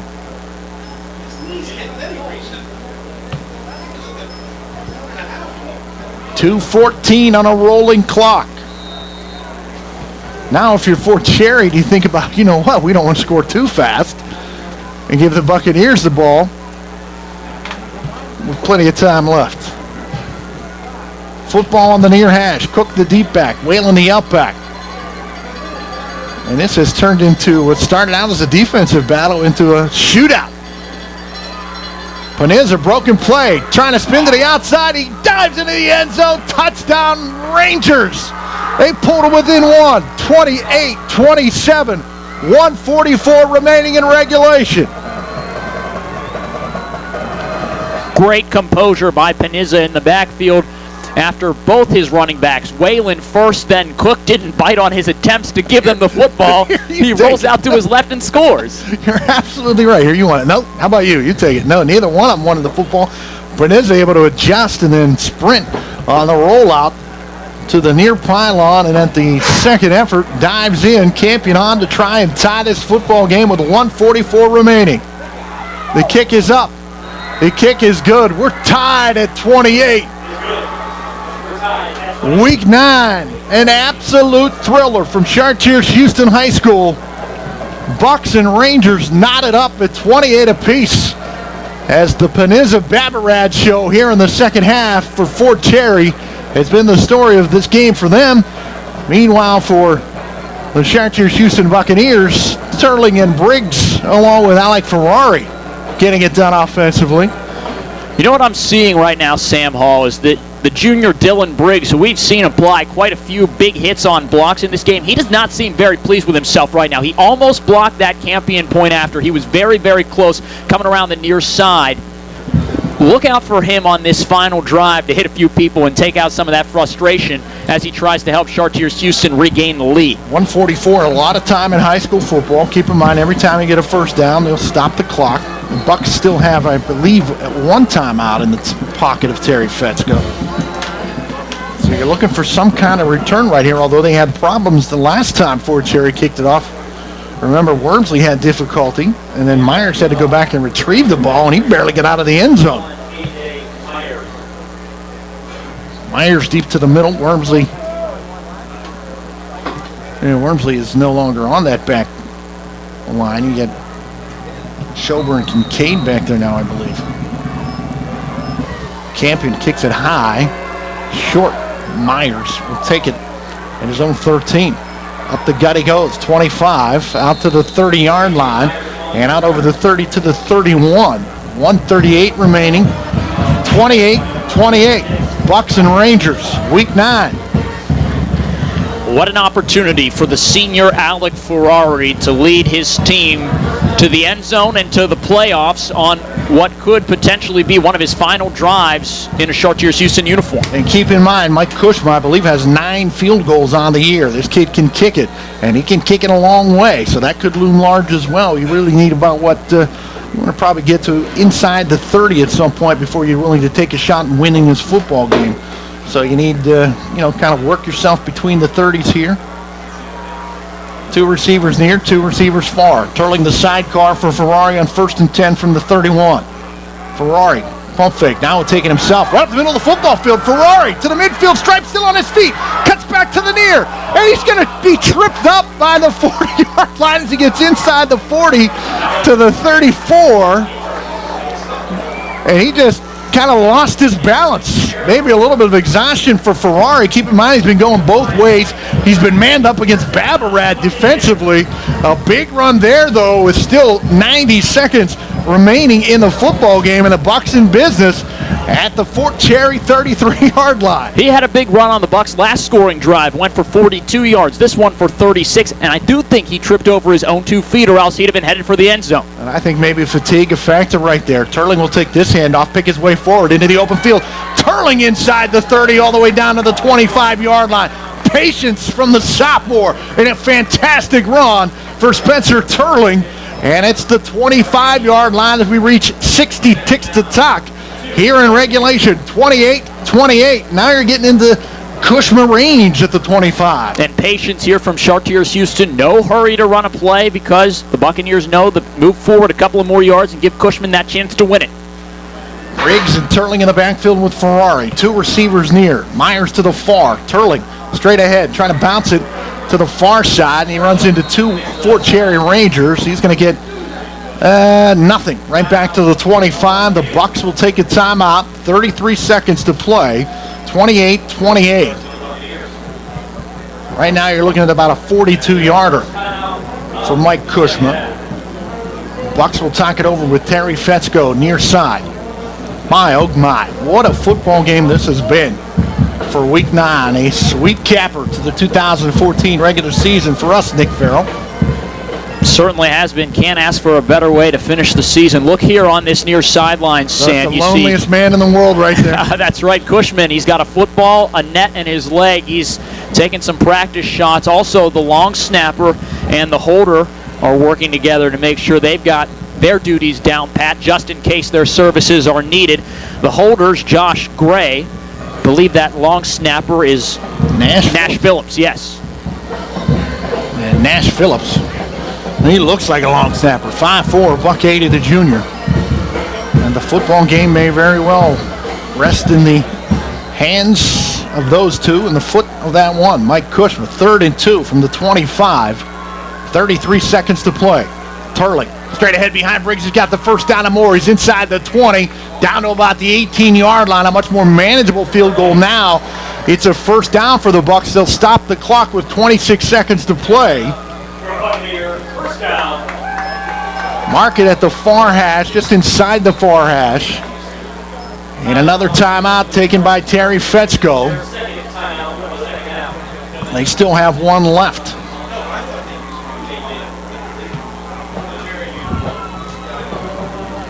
.26 seconds remain in regulation. What a great back and forth game this has been. It was 14-7 heading into the locker room. At that time, Chartiers-Houston had the momentum following a fumble recovery, then a Great strike between Ferrari and Myers in the back corner of the end zone to give the Bucs that 14-7 lead. But since then, Fort Cherry came out, scored right away to start the second half, and then we went back and forth. A score for Chartiers-Houston, then a score for Fort Cherry. They did it again, and now we're here looking for maybe a game-winning field goal to send the Bucs to the playoffs. What do you do right here? Turling or Ferrari, just get the football to the middle of the football field, get down, and set up for the field goal? I'd say that's what it seemed to me like Turling was doing, that he got to a certain spot, and once he realized he was in the middle of the field, he just kind of settled himself because he didn't want to move to a hash. Yeah, I think they'll run one more play here, trying to get a little more to the middle. Turling will pick his way forward, spins down inside the 15. A good gain there for Turling. Clock will tick to 18, now 17, 16 seconds. We're going to let it run all the way down here, and we're going to get an attempt at a game-winning field goal. We do not have to snap this football again until, let's see, how many, they're going to take the timeout with 4 seconds to play. And Mike Kushma will come on here and try to send the Chartiers-Houston Buccaneers into the postseason. Big moment here for the junior Kushma. The last 2 years, Fort Cherry has taken the wind out of the Chartiers-Houston Buccaneers' sails on this final day of the season. At least last year, a 33-26 victory for Fort Cherry to keep the Bucs out of the playoffs. And remember, after Turling's first touchdown, the snap was a little high, and Gray had to kind of adjust. He almost made the two-point conversion, but they never even got that kick off. That is key. Keep an eye on that. Bucs are going to be much closer to the far hash, but a pretty good angle here for Kushma. Right-footed kicker out of the hole to Gray. It'll be a 31-yarder to win the football game. 28-28. Timeout going to be taken by Jim Shield. He'll put the freeze on Mike Kushma. We've already had the freeze put on us, Nick Farrell, up in the booth at Chartiers-Houston. I've been moving around. Not sure if it's because of the energy you can feel in this stadium here at Chartiers-Houston Junior High School, or if it's because my hands are a little bit cold. It is chilly. It was, just a beautiful Friday in southwestern Pennsylvania. And, boy, when the sun went down, so did the temperature. But, boy, perfect night and a perfect football game right here. Kind of a dream scenario in Week 9. This is the kind of football game you'd like to see every single week. Chartiers-Houston with the perfect opportunity here. A 31-yard field goal coming up for Kushma. They can join, the Buccaneers can, Cardinal World, North Catholic, Avonworth, and Brentwood as one of the 4 teams entering the postseason from the Black Hills Conference in Class A. Now, if I'm correct, neither team has a timeout remaining. So Kushma in the pink shoes, the pink spats on pink out night, tries to win it for the Bucs out of the hole to Gray.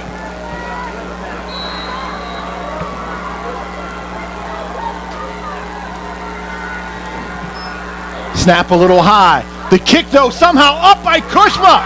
He hits it. Unbelievable play by Gray. Unbelievable play by Gray. And the Buccaneers go to the postseason. 31-28. We're going to get a celebration penalty against Chartiers-Houston, but unbelievable play by Josh Gray. The snap again was over his head. Somehow he reached up without breaking the rhythm of Mike Kushma. Got that ball down, and Kushma never broke stride.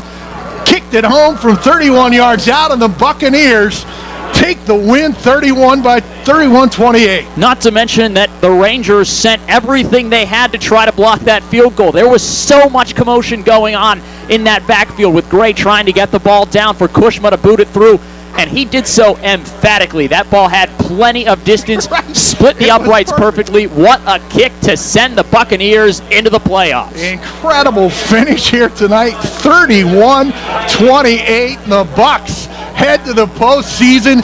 Josh Gray, the hero of this football game, a miraculous job to get that snap down onto the tee. Kushma hammers it home. We're coming back with a post-game show. You're listening to WPIAL Football 2014 on the MSA Sports Network.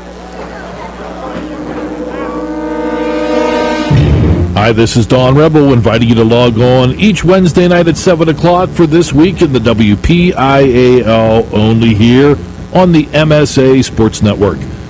Join me along with other MSA Sports members each week as we talk to head coaches around District 7 Plus, run down all the high school football action and preview the top games for the upcoming weekend. That's This Week in the WPIAL, Wednesday nights at 7 o'clock, only here on the MSA Sports Network. Management Science Associates Incorporated, MSA, is a world leader in developing analytical software and information-based systems. With over 850 employees and nearly 40 years of uninterrupted growth, MSA specializes in data management and data warehousing, business analysis, media services, custom workflow integration, and enterprise resource planning systems. MSA wishes all of tonight's players good luck. Visit MSA at www.msa.com. Life is about having the confidence to know you can do anything right. I get that at Carlo. I graduated with top awards, but beyond the classroom, Carlo helped me learn a lot about myself. Carlo brings out the best in you. I know I'm going to be a fantastic nurse. I know whatever I come across, I'll be prepared. I can't think of a better place to start the rest of my life, because at Carlo, I know I matter. I matter. I matter. Enroll at Carlo University. Visit carlo.edu. East Suburban Sports Medicine, leaders in physical therapy, will help you get back into the game. Feel better, play better, live better. Our focus is on your results. East Suburban Sports Medicine. Take it from me, Bill Hillgrove. It's the best care, hands down. For the most complete recap of Friday night's WPIAL football action, tune in on your way home from the game to the MSA Sports Scoreboard Show here on the MSA Sports Network. Hi, I'm Don Rebel. Join me in the MSA Sports Gang for all the scores and recaps from the top games, plus the MSA Sports Roundtable. That's the MSA Sports Scoreboard Show after the game on Friday nights on the MSA Sports Network and at msasports.net. And the band played on. An absolutely fantastic football game from Chartiers-Houston High School tonight. You know, it's a cliche, Nick, because it seems like it's something you say all the time, but it truly is a shame that anyone had to lose this football game. The Rangers were so valiant. The Buccaneers equally as valiant, and Mike Cushman and Josh Gray at the end of the football game. The Rangers, you have to think, if you're Fort Cherry, as you watch that game-winning field goal unfold, you're like, we're going to overtime. We are going to overtime. That's how I was feeling calling it. The snap was at least a foot over the head of the holder, Josh Gray. Kushma just phenomenally just played it like it was going to be there, and somehow it was. Gray, an incredible job in traffic, as you mentioned, to get it down, and Kushma hammers it home. The Bucs go to the postseason, and one of the most exciting football games I've ever called in 12 years with the MSA Sports Network. Oh, certainly one of the most exciting one I've been a part of in this my first year. But that's the fun of high school football. It's the beauty of it, that sometimes strange things can happen, but these young men out on the field, they can make things happen. Gray on his senior night coming up in heroic fashion. You normally don't hear anyone ever say that about the holder, but in a game where some incredible things happen, that might be the most incredible of all of them, that Gray was able to tee that football up perfectly for the junior kicker Kushma to boot it 31 yards through the uprights and send the Bucs to the playoffs. That's really the funny thing, and I'm really glad that Scott is here, and this is going to be available for folks to watch on YouTube on Monday or on the MSA Sports website. It'll be ready tomorrow morning, Scott said at halftime. Scott's ready to go. Good. So great. You can watch it again tomorrow morning. But the thing that's most impressive about it is it's 31 yards out. There's traffic. The snap is high. Gray is doing a heroic effort to get that ball down onto the tee. But the kick, it looks like he was practicing. You know, it's just money, dead straight, perfect. There's no wobbly, did it get over? I mean, it was boomed, and it was absolutely a fantastic kick from Kushma, and the Bucs get kicked right into the postseason with that victory as they continue to celebrate here at Chartiers-Houston Junior-Senior High School on senior night.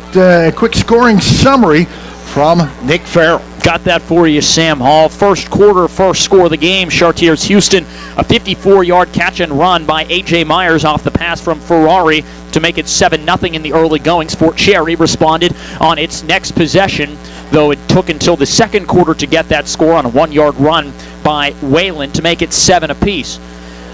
Late in the second quarter, following a Fort Cherry fumble at the end of the quarter, Ferrari found Myers in the back right corner of the end zone for an 18-yard touchdown catch on a fade route to make it 14-7 heading into the locker room. We thought maybe Chartiers-Houston would have the advantage as we continued the game, but we immediately found out that we were in for a back-and-forth showdown between these two rivals as Fort Cherry opened the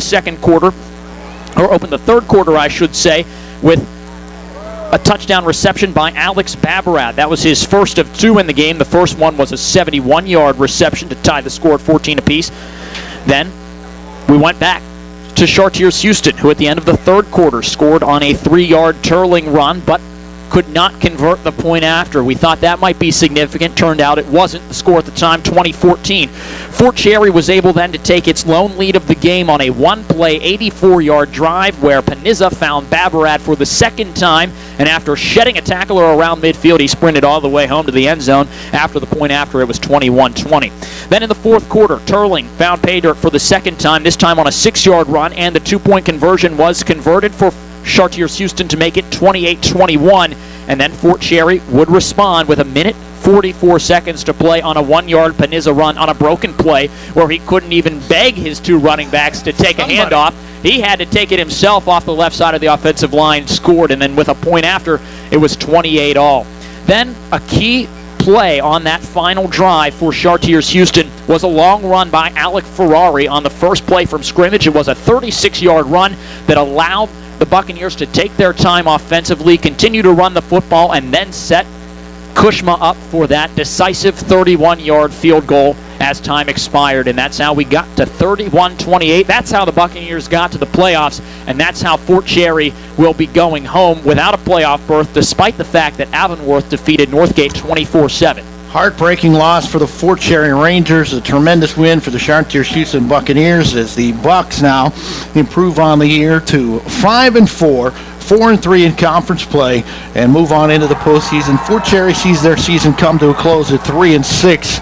Alex Babarad, a very tremendous effort along with Nick Cook and cornerback Panizza and Garrett Whalen. They were a game football club here tonight. They played a whale of a football game. It takes two teams to make a great football game, and they were both on the surface here tonight at Chartiers-Houston Senior High School. Final score again, 31-28. You got some final numbers you want to squeeze out there? What did Spencer Turling end up?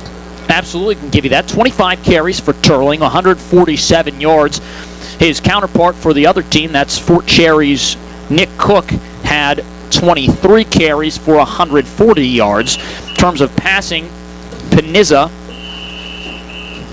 only completed 6 of his passes. Believe he was 6 of 14 on the night for a whopping 209 yards. The bulk of those yards coming on those 2 touchdown passes to Babarad, one of 71 yards, the other of 84 yards. On the other side, Ferrari, 7 of 12, a very efficient 7 of 12 for 138 yards, just getting the job done there for Chartiers-Houston. And huge with his legs a couple of times, including on that final drive. Really the biggest run of the football game for the Chartiers-Houston Buccaneers comes from Alec Ferrari. 62 total yards on the ground, big carries of 42 and 36 yards. His run total would have been a little higher had he not taken some significant sacks, one of 9 yards and one of 12 yards in the first half. Well, that's going to do it for us. The Bucs win at 31-28 on the Kushma 31-yarder.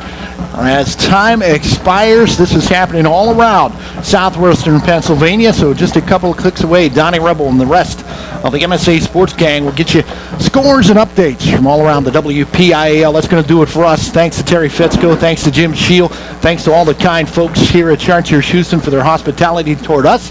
Thanks to my man, Nick Farrell. First time I've had a chance to work with Nick. It's a fantastic job, buddy. Great working with you. Pleasure working with you too, Sam. Thank you. Most importantly, thanks very much to you for listening to WPIAL Football. Once again, your final. Bucs win it 31-28. They head to the postseason. For Nick Farrell, I'm Sam Hall saying thank you again. You've been listening to WPIAL Football 2014. Don't forget Monday night playoff pairing show on the MSA Sports Network.